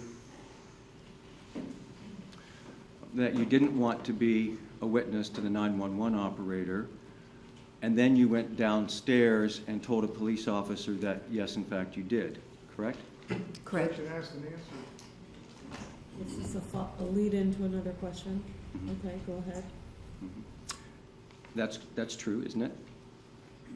That I went down, I was in front, and the neighbor brought me over to a police officer, yes. Right, and you told the police officer that you had seen some things and that you would be willing to give a statement. I just said that I saw it, and then she said she would send a police officer to my door. And that happened, Yes, and you filled out a written statement. Objection asked and answered. This is all predicate stuff, Judge. All right, let's get to the point. Sure. So you filled out the written statement, yes, correct? And then some days later, he interviewed you in more detail. no, he came that night, 2 hours later. 2 hours later, I'm sorry. And then you said to someone that you didn't think he had gotten all of your information, enough information from you that all of the information that you basically had. Judge, I'm going to object. I think that's been asked and answered twice. Overruled. I wouldn't say that. Didn't you, though, go on national television to tell what you think you saw? I was disguised and not shown on television, and they had a distorted voice, so no one knew who I was. But it was you, wasn't it? Yes, So you did go on national television to tell, what was it, Anderson Cooper? only with the agreement that I would not be seen and heard or recognized. And they And respected that. Yes, But you did go on national television to tell what you believe you saw and heard. yes, And largely because you didn't think the Sanford Police Department spent enough time with you to get your information. no, You went on national television twice, though, didn't you? no, It was just the one time yes, that you were interviewed by Ashley Banfield, is that correct? yes, And that was videotaped and recorded and then repeated several times on national television. I don't know, it was several times, just once is what I knew. Did you see it? Yes, So you were there, and then you saw it. yes.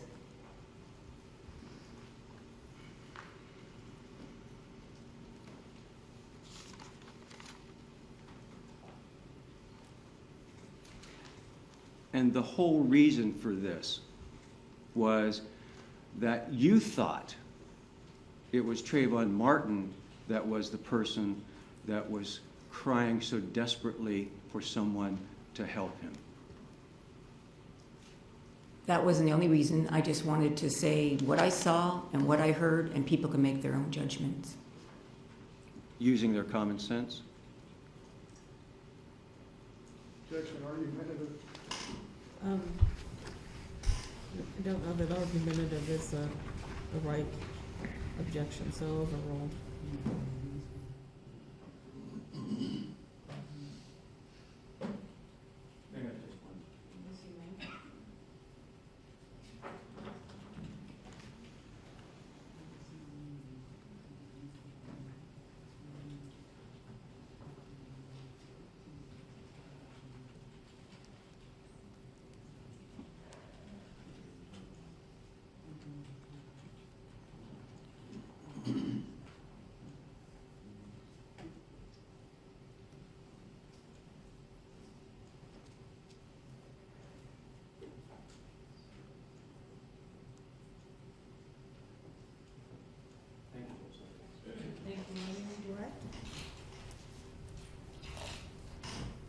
You mentioned at the very beginning that it was pouring rain, and so you had to shut your window down. At the time you opened your window, it wasn't like pouring rain, or was it?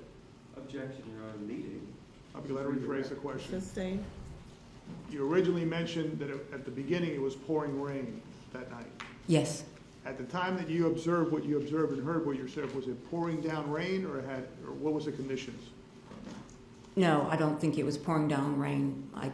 It didn't, discard my view or anything else. Thank you, no further questions. Thank you. May Ms. Surdyka be excused? Yes, Your Honor. Okay, thank you very much, ma'am. You are Thank excused. you. Does anybody need a break? Yes, okay. We'll take a 15-minute recess. If you'll please put your notepads face down on the chairs and follow Deputy Jarvis out of the courtroom.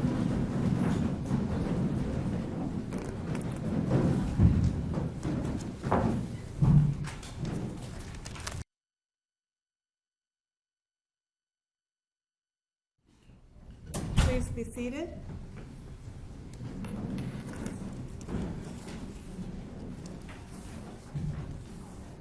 The party's ready to have the jurors back in? Yes, Your Honor. Okay, let's go ahead and bring them in.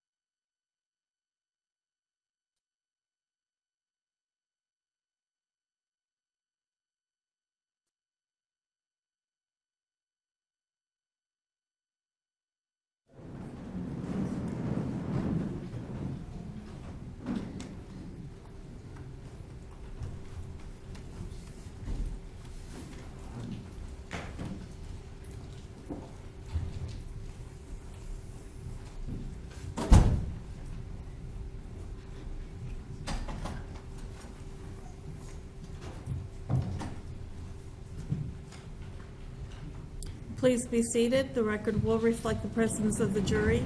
Counsel, call your next witness, please. Jeannee Manalo.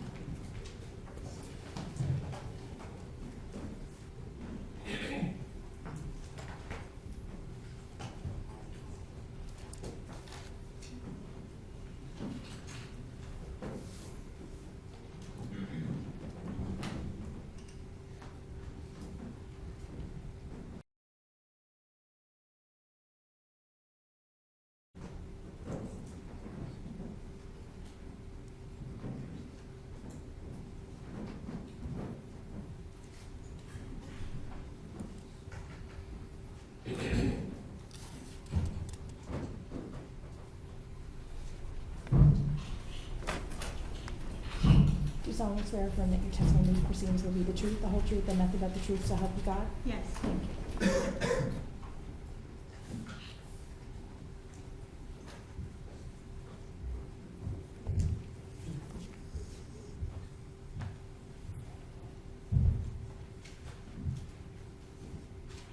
You may proceed.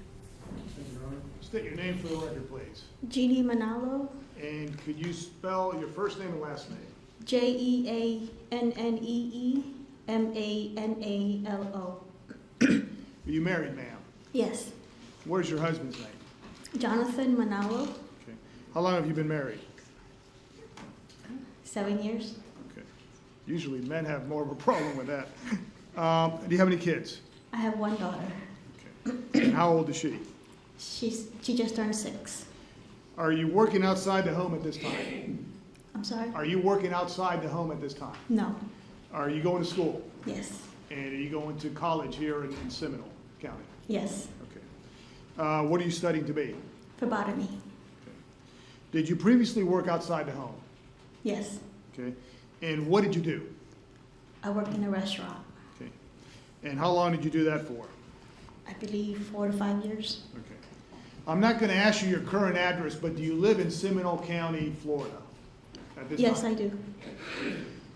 And how long approximately have you lived in Seminole County total time you've lived here? Did you grow up here, or how long have you lived here? I believe 25 years. Okay. Want to draw your attention back to February of 2012. Were you living at 2861 Retreat View Circle? Yes. Okay. And at that time, back in February of 2012, how long had you lived at that residence? We moved in 2007.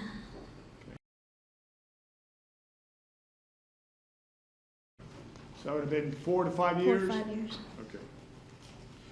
And I'd like to focus, if we could, on Sunday evening, February 26th of 2000. Okay. Who else was home with you? My husband and my daughter. And what were you all doing that evening? We were downstairs in the living room. And obviously, I'm going to ask you about something that happened outside your residence. At that time, when something happened outside, what were you and your husband and your daughter doing at that time? We were in the living room watching TV, and my husband was fixing the coffee table that we just bought that day, He was actually building it? building it in the living room. Yes. In terms of the townhouse or townhome, is it a 2-level? Yes. And are the bedrooms upstairs? Yes. Does your living room area where you were face the backyard of what's been referred to as a courtyard or a walkway? If you were to look out your backyard, do you have a sliding glass door in the back? Yes. Okay. And if you were to look out, is there what's been referred to either a dog walk, or a courtyard of some type? Yes. Okay. At that time, was it already dark outside? Yes. Okay. And in terms of the weather conditions, how would you describe them that night? A little rainy. Okay. Now, at around 7:05, 7:10, 7:15, did you hear some noise outside? Yes. Okay. And if you could, describe to the jury from your perspective the noise you heard, what you describe it as best you can. I heard a howling sound. And you're actually using the word howling like a dog howling? Yes. Okay. When you heard that, what did you do?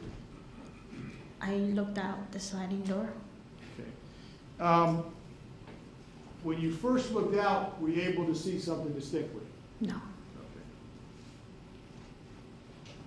Okay. And why was that? It was too dark. When you looked out the first time, did your husband say something to you like regarding whether you should be looking out the window or not, or a sliding door? No. Okay. Now, at some point, did you hear more noises? Yes. Okay.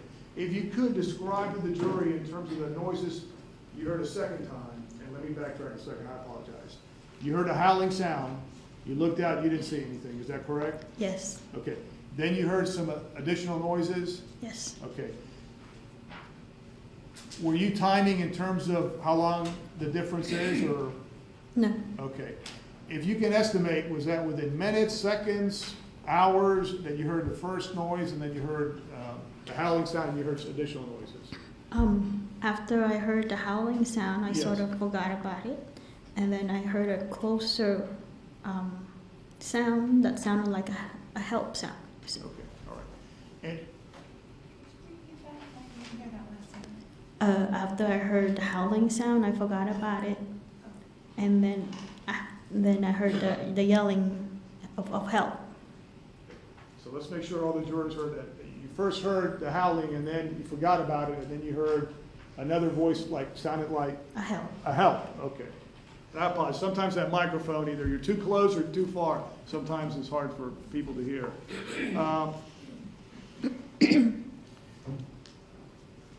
Did you look out the sliding door or the window at that time? Yes. And did you observe something going on outside?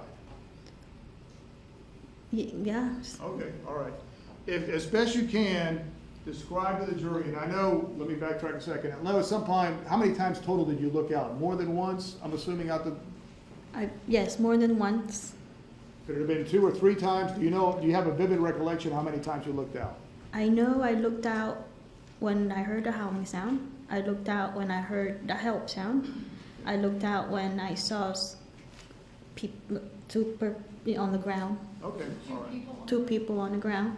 Okay, all right. At some point, when you heard the howling sound, you looked out, you didn't see anything. Then you heard voices again, or you heard help. Mm-hmm. Did you Yes. look out at that time? Yes. Okay.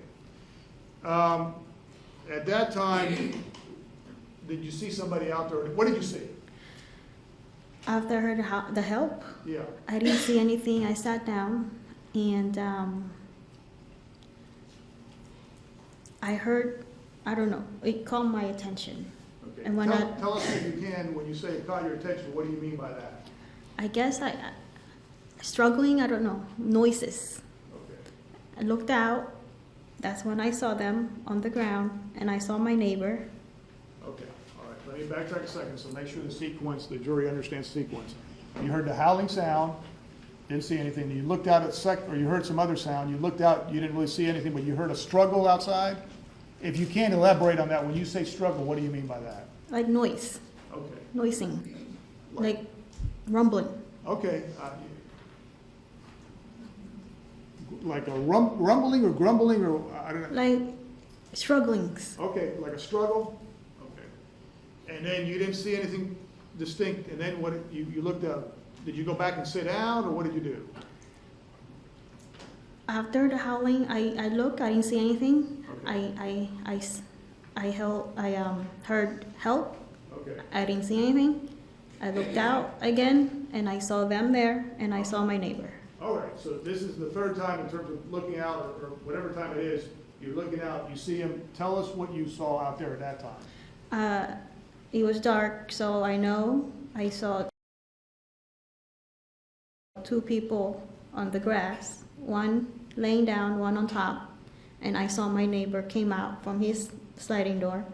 I remember him saying, "Are you guys okay? Do you want me to call 911?" Okay. And when you say you saw a neighbor that came out from a sliding door,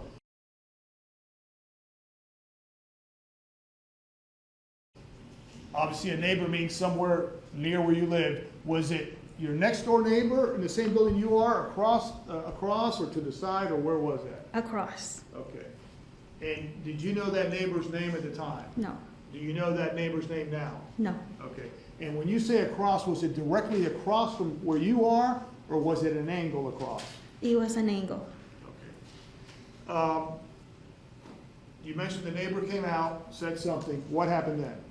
And that's when my husband told me to sit down, mind my own business. Okay. And did you do that, or did you stay out there? I just sat down. Like, Okay, all right. Then what happened? Then I heard the shot. Now, in terms of when you observed somebody on the ground, could you tell whether it was one person or two people at the ground? Two. Okay. And if you can, describe to the jury what you observed. When you say on the ground, what were the two individuals on the ground doing? And how were they positioned to the best of your recollection? One is on top of the other. The one on top is moving his hand, arms. Okay. You're describing something with the hands, or you're demonstrating to the jury, I should say, moving something with his hands. Can you tell exactly what the person was doing on top with his hands? Like he's hitting him. Okay, like you said. Okay, and then what? Then that's what I saw. Okay. Could you tell it was somebody, the other person, could you tell whether the person was below, on the bottom of that person that was hitting, or on top, or on the side, or where? I know the top is just hitting down. Okay. Could you see the person in the bottom clearly in terms of what position that person was in? Just laying down. Laying down? Okay. And the person on top, was the person on top lying down, standing? I know you're saying on the ground. How was that person positioned, the person on top? I don't know, it was dark. Okay. In terms of I gather because it was dark, were you able to see their faces? No. Were you able to see any kind of clothing that they were wearing? No, but I can tell. Okay. In terms of their size, were you able to tell whether one person was bigger than the other? Yes. Okay. In terms of who was bigger than the other from your vantage point, the person on top or the person on the bottom? After seeing the news, Okay. I can compare and I can Let tell me- you. Let me object, Your Honor.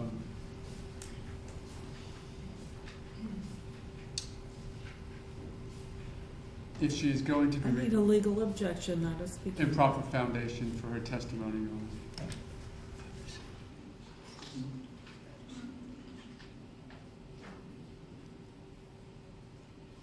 Counsel needs to approach, please.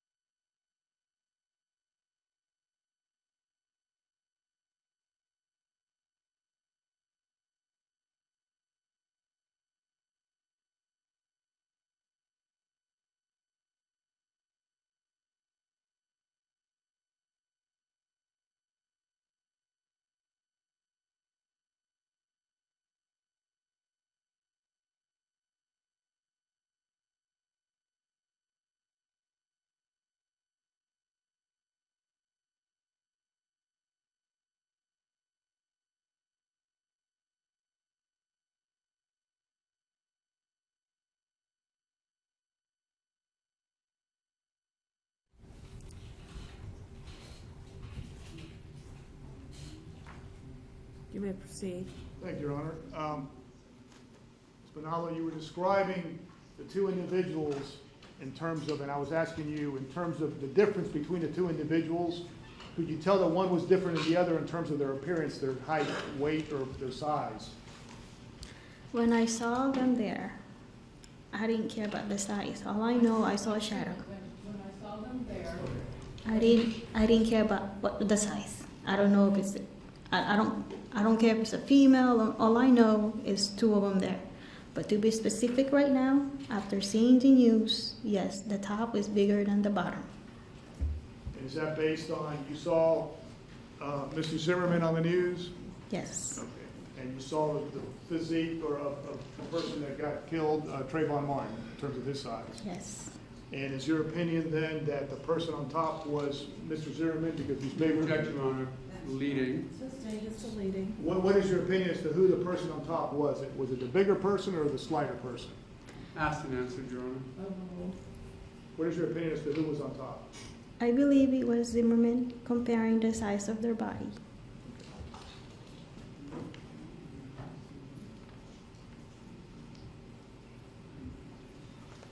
And you mentioned that at that time when they were on ground, you mentioned hitting. Did you actually see the hands hitting the other person, or did you see movement with the hands when they were struggling? I see movement. Okay.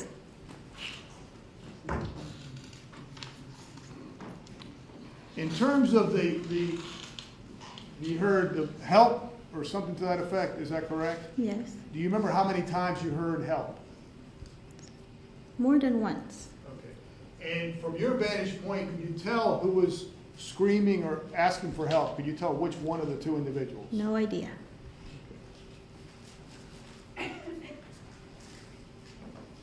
You also mentioned, I believe, that the first sounds you heard, and then you heard additional sounds, and the howling sound first. Did the sound to you, from the howling to the final sounds, did they appear to be getting closer to where you were or further away? The howling sound was farther away, and the help sound is closer. And from your vantage point in your residence, the howling sound, you said further away. Could you tell in what direction, whether it was to the north, east, west, could you tell, or just that it was further away? Let's say I'm looking out my sliding door right now. When I look to peek, the howling sound is that way, Okay, to the right somewhere? to the right Okay, somewhere. all right. Could you tell how far away it was at all? No. Okay.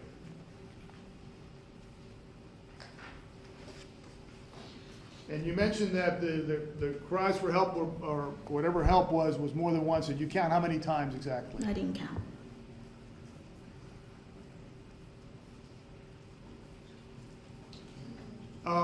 You mentioned your husband told you something to get away from the window. You did. Is that correct? Yes. At some point, did you hear some kind of shot?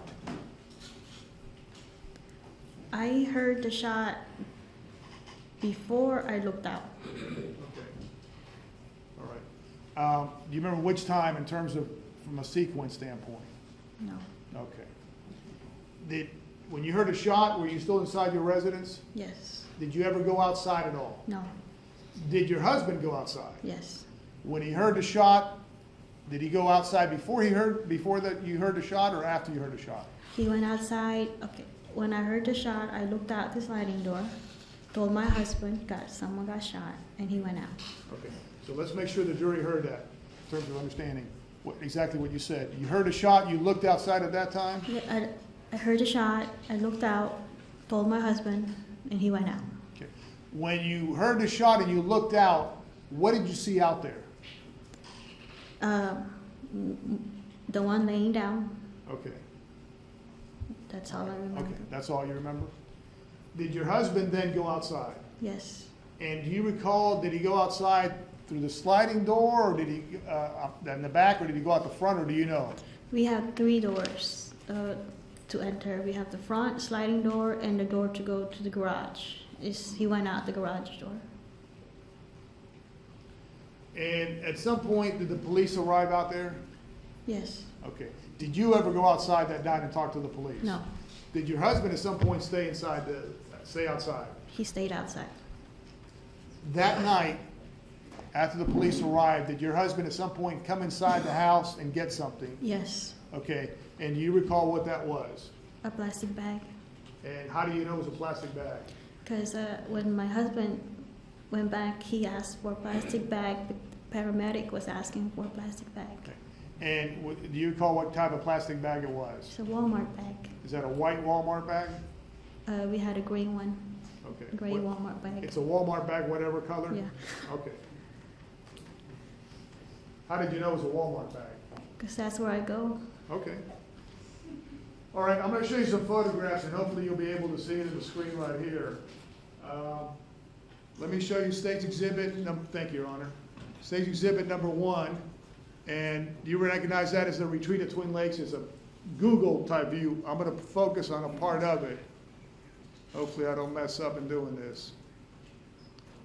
Would your residence have been right here in the corner right here? Yes, Okay. And in terms of your backyard, it would be facing out this. Is this the courtyard we're talking about? yes, Okay. And when you observed what was going on outside at the point where they're on the ground, I'm going to kind of move this arrow around. You tell me where and what area. I'm going to move it around. Do you recall what area that was in relation to your backyard? And I've got some photographs to show you, but I just wanted to get the perspective. Was it this area right here? on the other side of the sidewalk. On this, is this the sidewalk on the other Yes. side? So on this side? Yes. Okay. And you recall where on this side approximately it was? The second house. Right here? Right there. Is it, am I pointing it to the area right here? Yes, Okay.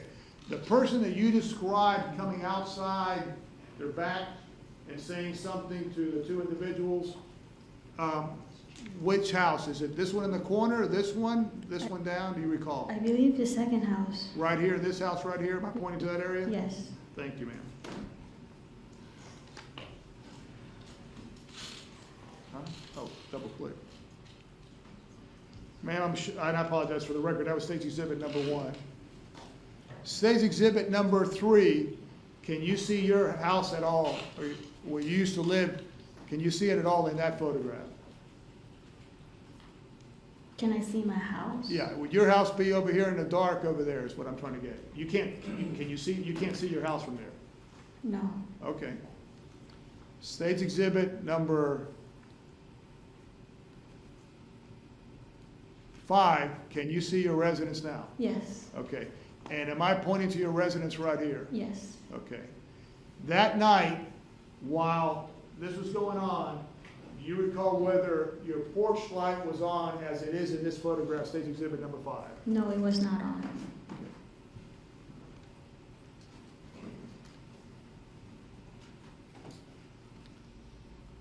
State's number 6, would the back of your residence be in this right here? And would you have been facing this way out towards over here where this occurred? Our residence house, the back looks the same. Okay. So All right, but what I'm saying is you're looking out into this this walkway? yes, Okay.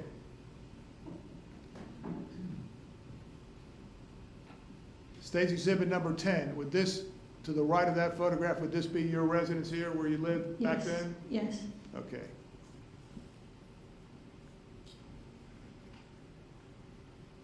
And State's Exhibit number 11, would your residence have been this right here in the corner that I'm yes, circling right here? yes.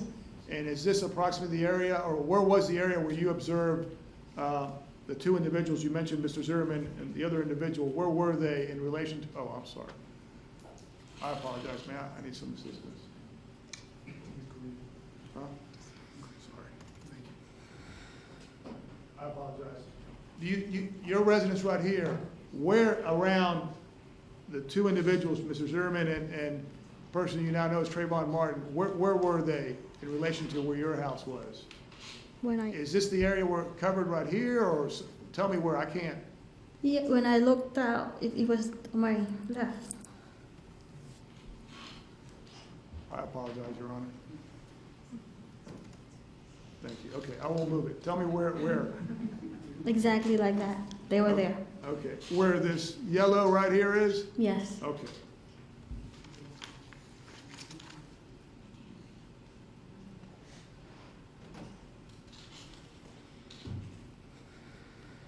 State exhibit number 37, that's a daytime photograph.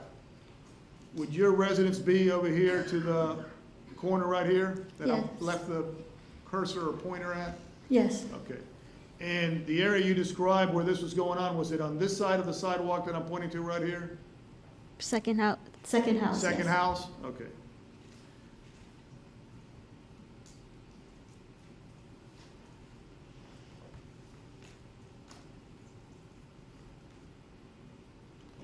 State Exhibit 38, does that just show the courtyard and your residence right here in the corner? Yes, Okay. And you're saying second house about right here where I'm pointing to? yes, Okay.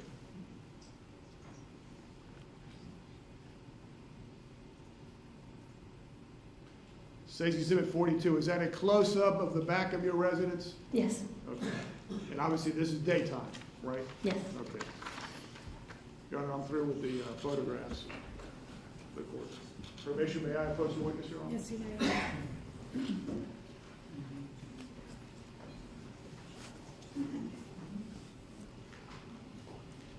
Ms. Manalo, back in February of 2012, were you living at, let me show you State's Exhibit number 139. Would your residence have been 2861? Yes, Okay. So this would have been your residence right here? yes. Okay, and your vantage point from looking out would have been through this? This sliding door, yes.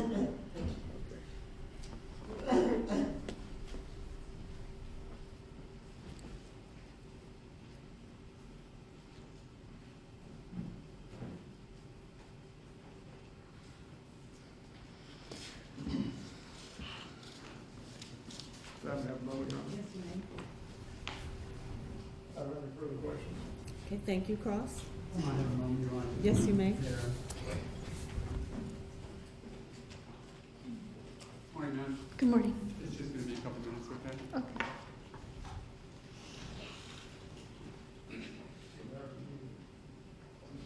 It's okay for now.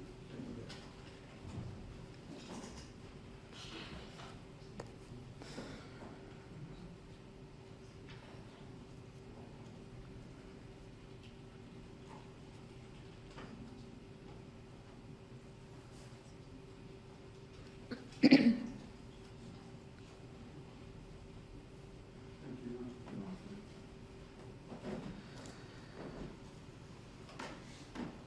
So, as you testified, you heard some noise, correct? It was first, I think you said it was a howling noise. Yes, And as you're sort of positioning yourself, let's use that picture right there. See where the little bench is? yes, You're actually inside the apartment at that point, right? yes, You hear the howling, and position myself as though I was inside your house. You heard the howling off to your right, correct? correct. That was the first noise that caught your attention. Yes, And then at some point, and we'll go through it a bit more slowly, but at some point when you actually looked out to see two people, they were off to your left a little bit, correct? From here, sort of across the pathway and a touch to your left, right? yes, Okay. So the first howling was to the right, and then the noise was to the left. it got Correct. closer. Closer and to the left. It was further away a little bit as it was when you first heard it, correct? When I heard the howling, I looked out, didn't see anything. I Right. heard the help sound, I looked out, I didn't see anything, but I know it's closer. Okay. And to, I might approach you also. So just to sort of orient all of us, including the jury, I'm going to put it sort of behind you, if you don't mind turning towards me just a touch. This is you. This is in your house somewhere in here, correct? Yes. You heard noise, and I think you said it was somewhere in this area? Yes, Does that sound right? You didn't see anything, you just heard. yes, Through the doors that were closed, yes, but you could hear what you identified as a howling. yes, And then the people, when you did look out, I know I'm passing over a couple of your views, and I'll get back to that. But when you finally looked out to see people, you saw them in right about this area? yes, And that was when you saw two people, yes, one on top of the other. yes, And you couldn't see anything or couldn't describe those people back then because it was too dark? yes. Like you said, there was no lighting going on It was, around? yes. Okay. I think you said a moment ago that actually you couldn't see or describe them at all that night, right? It was dark. Right, you couldn't see anything. Matter of fact, I think in your direct examination, you said you didn't even know if it was a woman or a man, right? Yes, at that time, yes. Right, at the time that you're actually, we'll get to that. When you heard the howling, certainly you didn't know what it was, No. correct? Okay.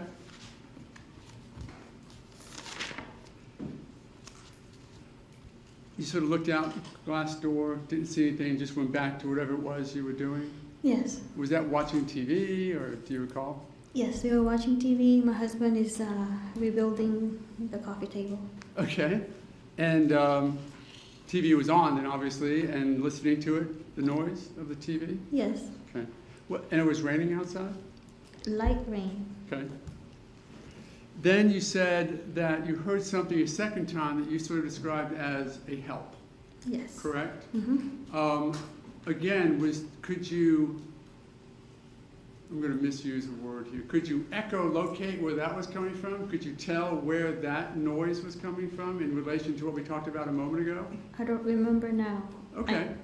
But it was certainly outside, Yes, in the same general direction, it was closer. a little bit closer. So let me ask this then again, on my approach on. To try and orient the jury, the initial noise again was in this area. When you say closer, could it have been in this area? When I heard the howling sound, maybe it's somewhere around there. Okay, When I heard the help sound, it got closer. a little bit closer. Mm-hmm. Again, you didn't see anything. When you say closer, does it seem closer to you because it was louder? Yes, Okay. So you could tell that it seemed to be moving, the noise source seemed to be moving towards you, or at Yeah. least in your direction. yes, Okay. Again, didn't notice anything, didn't see anything, and didn't really pay that much attention to it at that point. Is that accurate? yes, Still back to watching TV? yes. Then Well, at some, When I heard the help, I didn't see anything, and right, I went back watching TV. right. Now, at some point, you've taken you've given some statements in this case, right? Talked to officers about what you saw and heard. Yes, We took your deposition as well, remember that? yes, Talked to you about what you saw and heard. yes, Okay. You said the next thing that caught your attention was the shot, right? yes, Okay, that was the very next thing. The help, went back to TV, then you heard the shot. Is that accurate? yes, Okay, and it was when you heard the shot that you then went out the third time, correct? I didn't go out. I'm sorry, I apologize, I said out. And what I meant was you just walked to the door the This- third time. I looked out at the sliding door. I don't know. I don't really remember how many times I looked out. When you say third time, all I know is I looked out when I heard a howling sound. I looked out when I heard the help sound. I looked out when I saw them on the ground and my neighbor, and I looked out when there was a shot. Okay. That's what I remember. Do you remember ever saying in your deposition or statement you gave to the police that you had seen a neighbor out there any of the times that you talked? Yes, Do you remember telling that to the police? I got interviewed with a lot of people, and if they didn't ask me question about that, I don't know if I told them. Okay. Would you then defer to the statement that you gave the police as opposed to your testimony here today as that being more accurate? Let me say it in a way that makes at least a little bit of sense. If there's a difference in your memory here today, would you defer to the statement you gave closer in time to the event? I still don't understand. All right, I'm going to try it one last time. What you told the police back right after it happened, was that as accurate as it could be? Yes, Did you give them the information very close in time to when you observed it? yes, Okay. And were you trying to tell them everything that you could tell them about this event? I try to tell them everything I know on the question they're asking me. Okay.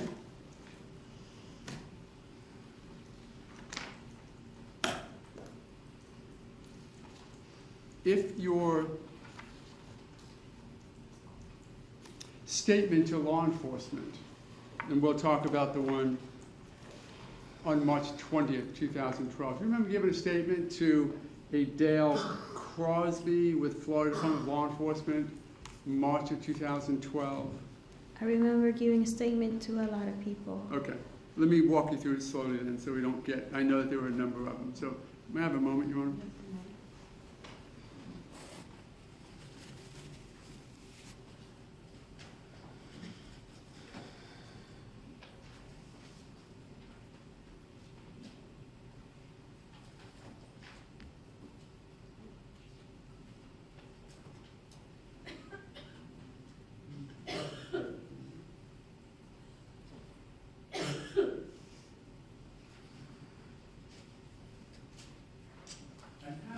Your Honor, I have the audio tape. I have a transcript that is not official. I'd like to approach the witness with the unofficial transcript rather than take the time for the audio. Show it to And see counsel. if that would help. With consideration of the state, of course. Just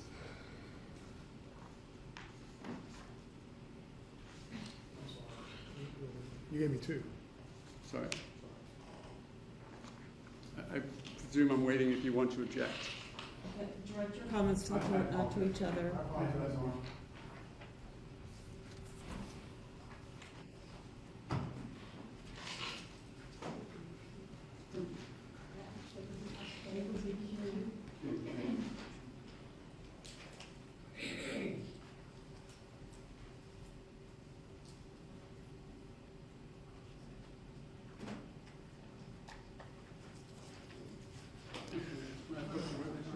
My objection is, I understand the purpose of this witness is being provided this is to impeach, because there's been no impeachment, I don't know. I don't know, I just think he's having her review it at this time. Yeah, take a moment if you would to review that and tell me if you know what that document is.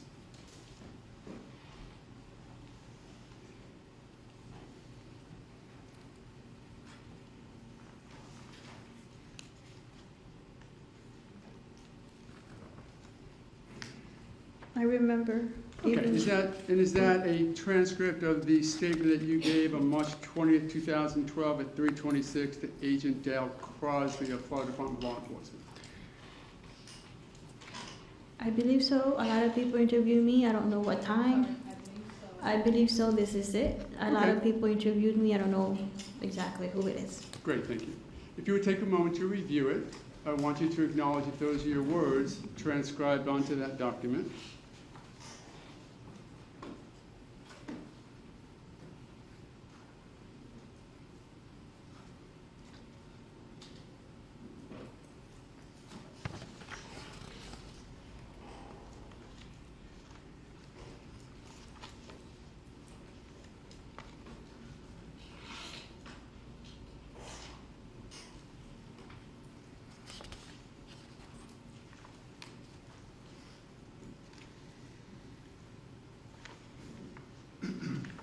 Okay.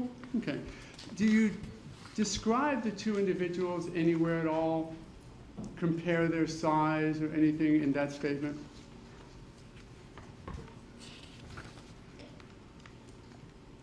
What page is it on? No. I'm wondering whether or not it's there at all. Objection is not improper, whether the question was even asked. I know this is improper impeachment.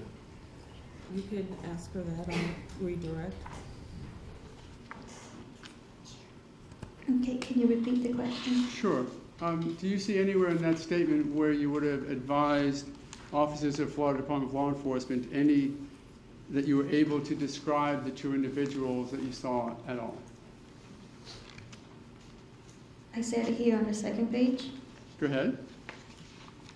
I said when I heard a shot, I looked out, and that's when I saw a shadow. Two people, two men on the grass. Right. You said you saw shadows, correct? Shadows. You did not describe one compared to the other, did you? No. Okay. And The question was two people. I said yes, two people, and he didn't ask me to describe it. So how can I describe it? okay. And do you recall having a conversation with Mr. De La Rionda before today where he took a statement from you? Yes. Okay. Do you recall whether or not you ever described the two individuals then? I don't remember. Okay.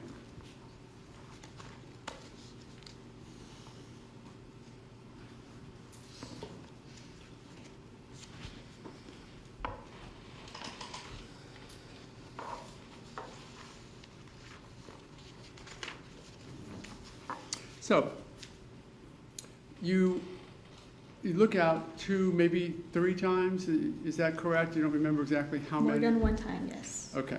And then at some point, after the gunshot, or after a noise that you heard that you believed to be a gunshot, we now know that it was, correct? Yes. You looked out and that's when you saw these shadows. Is that Yes. accurate? Yes. Did you ever go outside? No. Was it still dark? Yes. And were they on the ground at that point? It was exactly what the picture was. Okay. After the gunshot, correct? After the gunshot, I saw one on the ground, on the grass. I don't remember the other one, where Okay. he was. Well, I want to make sure. Was there a time that you looked out and saw one person on top of the other? Yes. Okay. And that is when you're saying you believe that you saw your neighbor out there as well. Yes. The neighbor who you don't know, but that was the neighbor who was actually very close to what was going on, correct? Yes. If I told you his name, would that help refresh your recollection as to who he may have been? No. You don't even know who it was? If I might approach the witness for just a moment.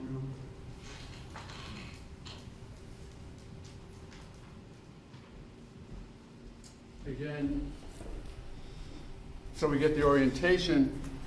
This is where you are. This is where the event was. Was the person from this building, from this apartment? Is that the one you saw? Yes. Okay, so from 1221? Yes. And do you remember where about he was? He opened his sliding door. This The patio slide- area here? The sliding door, yes, He was right there? right there. Okay. Facing you and facing the event that was going on? He couldn't face me because our house is farther that Gotcha. way. Okay. Was he seemingly looking at the event that was going on just outside of his apartment? Yes.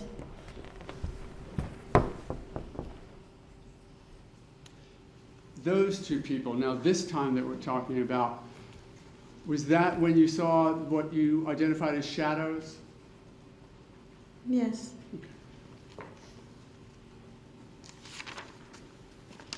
Now, I think what you testified to earlier was, though you could not describe or compare the two back then, correct? Correct. Since then, you've had an opportunity to look at some other evidence or information that helped you make a comparison, correct? Yes. And what that comparison was that you saw pictures of what we now know to be Trayvon Martin and George Zimmerman, correct? Yes.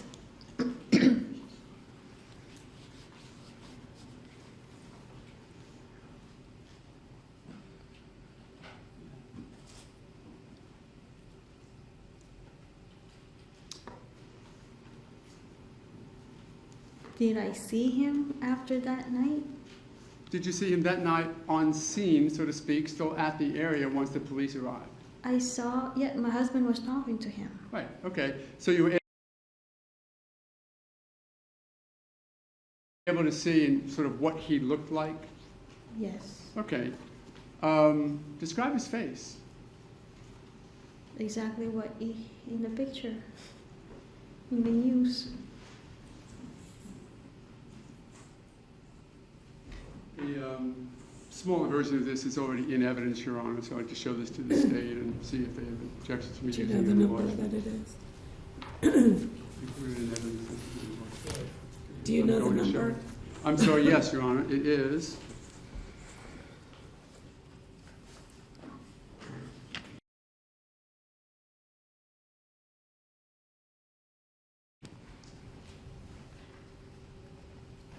Number 79.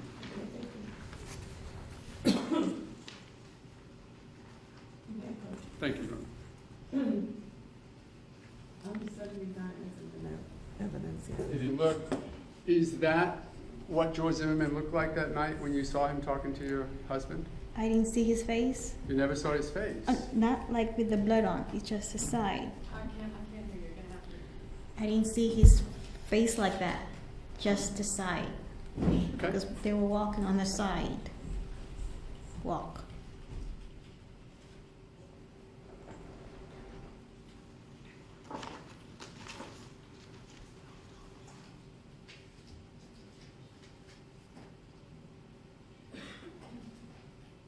Another moment for my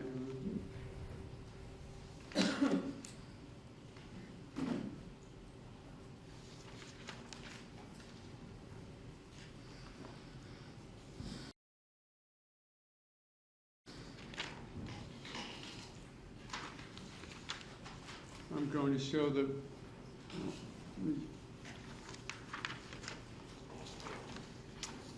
we might see some of the evidence photographs in a moment, Your Honor. I'd like to see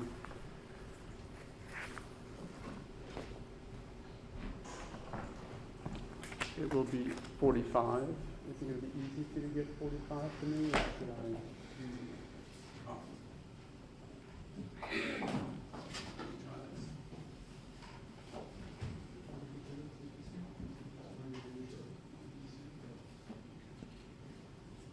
For these policies, rather than have you find those photographs.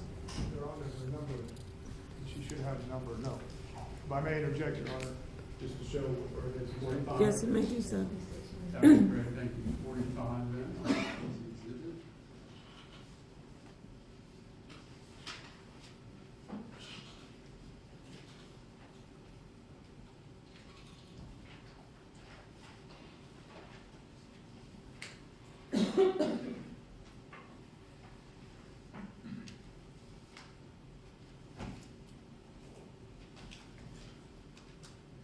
I might just have a moment.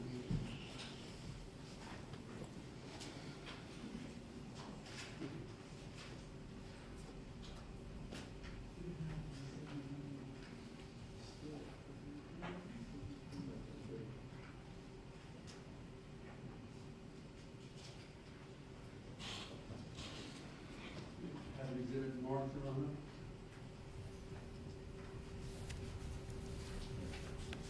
And that will be Defense Exhibit R for identification.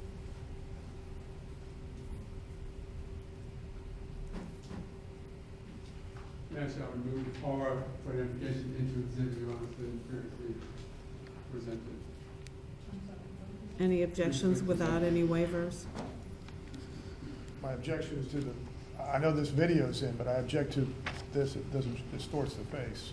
It's not a good photograph. Okay, of it. council will approach I with the photo. apologize.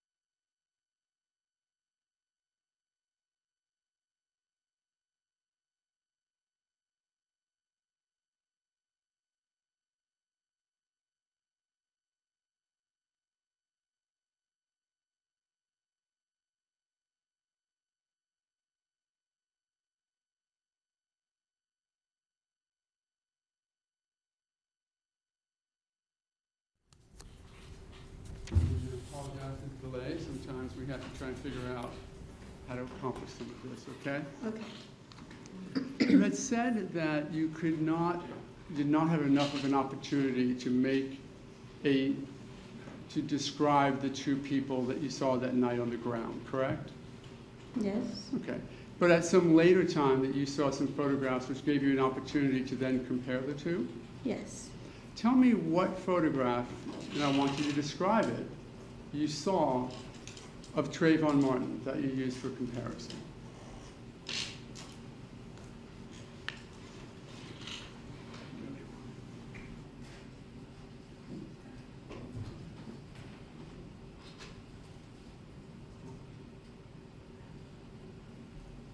Do you recall what that photograph was? I believe it was the first shot of the picture that they showed in the news. Would that have been, I'm sorry, I interrupted you. I believe it was bald looking. And we're talking now about Trayvon Martin, correct? I'm sorry? Trayvon Martin, I asked you about Trayvon Martin. Oh, I'm sorry. I thought you were asking me to describe him. No. Oh. We'll get to that in a minute, but here's what I want you to do. You've told us now that you've had an opportunity after the fact to look at some pictures that gave you an opportunity to make some comparison. Yes. Correct? Yes. So now I would like to know what the picture of Trayvon Martin was that you used for comparison. Oh, that's when he was on the hood, when I saw him.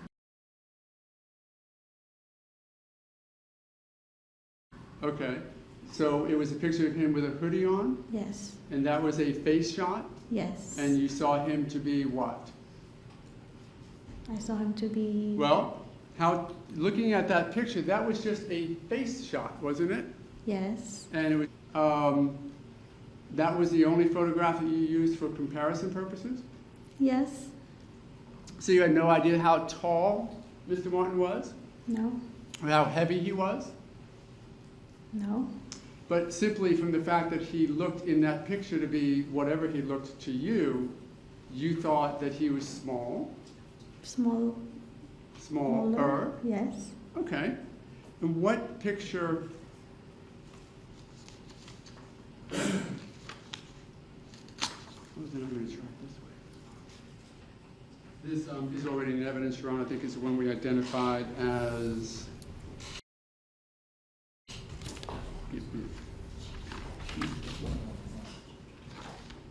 Right here, 45, if I might. Let me have you take a look at this photograph. And this is at 45. Just take a moment. Do you identify who that is? Yes. Was that cleaned up as he may have been? Was that the way George Zimmerman looked that night? He was on the side when I saw him. Okay. Talking about the size. Well, he was wearing a jacket, yes. That, matter of fact, that orange jacket right there, wasn't it? I think so. Okay. And that was the jacket that he had on when you saw him talking to your husband? Correct? I know it's orange. I don't know if it's... Yes. Okay.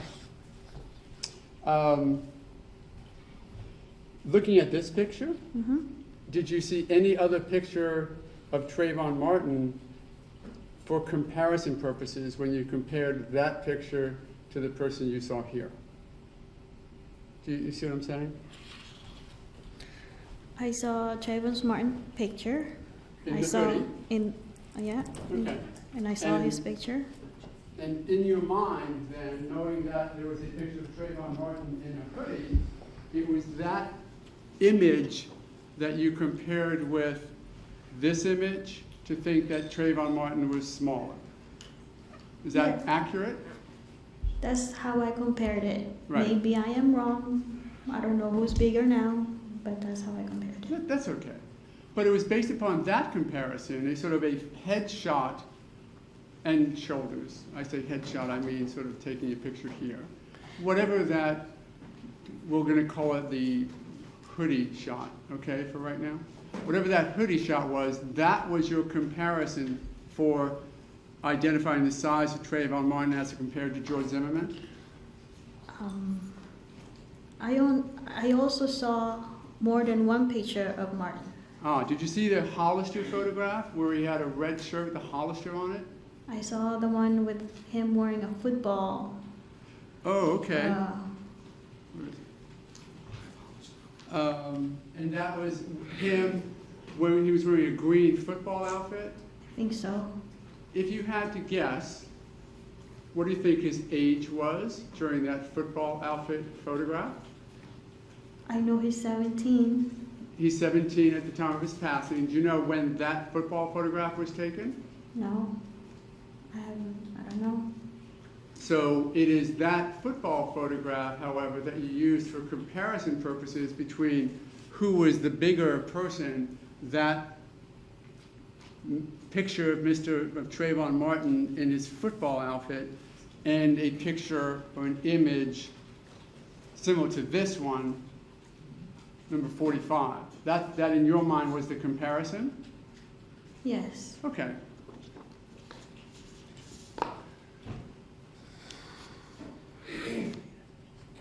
I mentioned a moment ago another photograph that has been distributed concerning Mr. Martin. I mentioned a Hollister photograph. Do you remember seeing that one?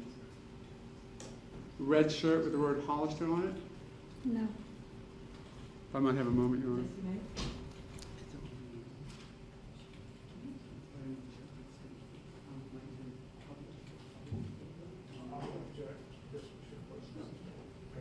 Yes, you may.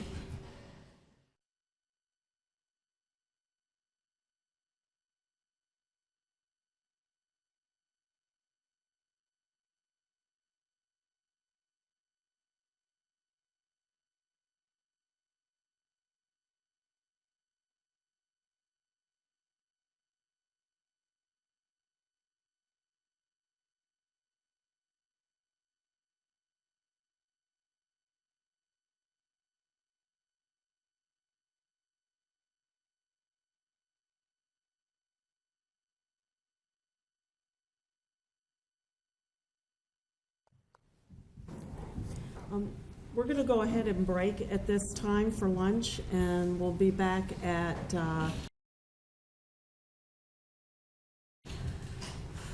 let's see, about 1:10. So, ladies and gentlemen, during lunch, please do not discuss the case amongst yourselves. Please stay seated. Just 1 minute. Do not read or listen to any radio, television.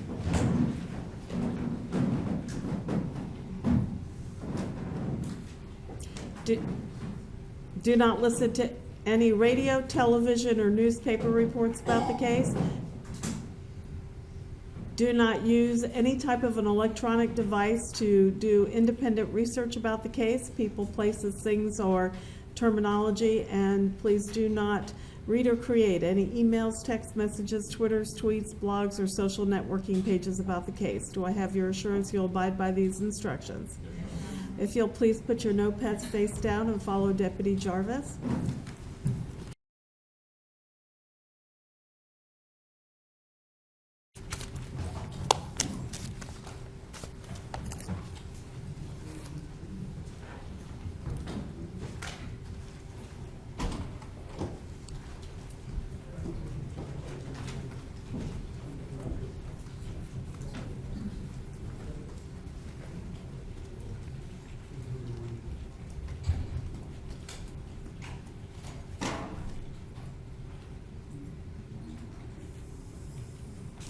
Okay, Ms. Manalo, we're going to break for lunch, and you're free to go around as long as you're back in this courtroom by 1:10. But you cannot discuss your testimony with anybody, and that includes the lawyers or anybody else, because you're considered to still be on the witness stand. Do I have your agreement that you'll abide by that instruction? Yes, ma'am. Okay, you may be excused till 1:10. Is there anything we need to take up before we recess for lunch? No, thank you. I need something from you from yesterday, so Yes. if I could have that. And ladies and gentlemen in the audience, I really appreciate the fact that you're very courteous and standing up, but when I'm trying to instruct the jury and I have people standing up at different times, I don't know if they're hearing that. So if I could ask, when I'm finished with my instructions, you may stand up at that time as they're going out. Thank you for being respectful. Court is in recess.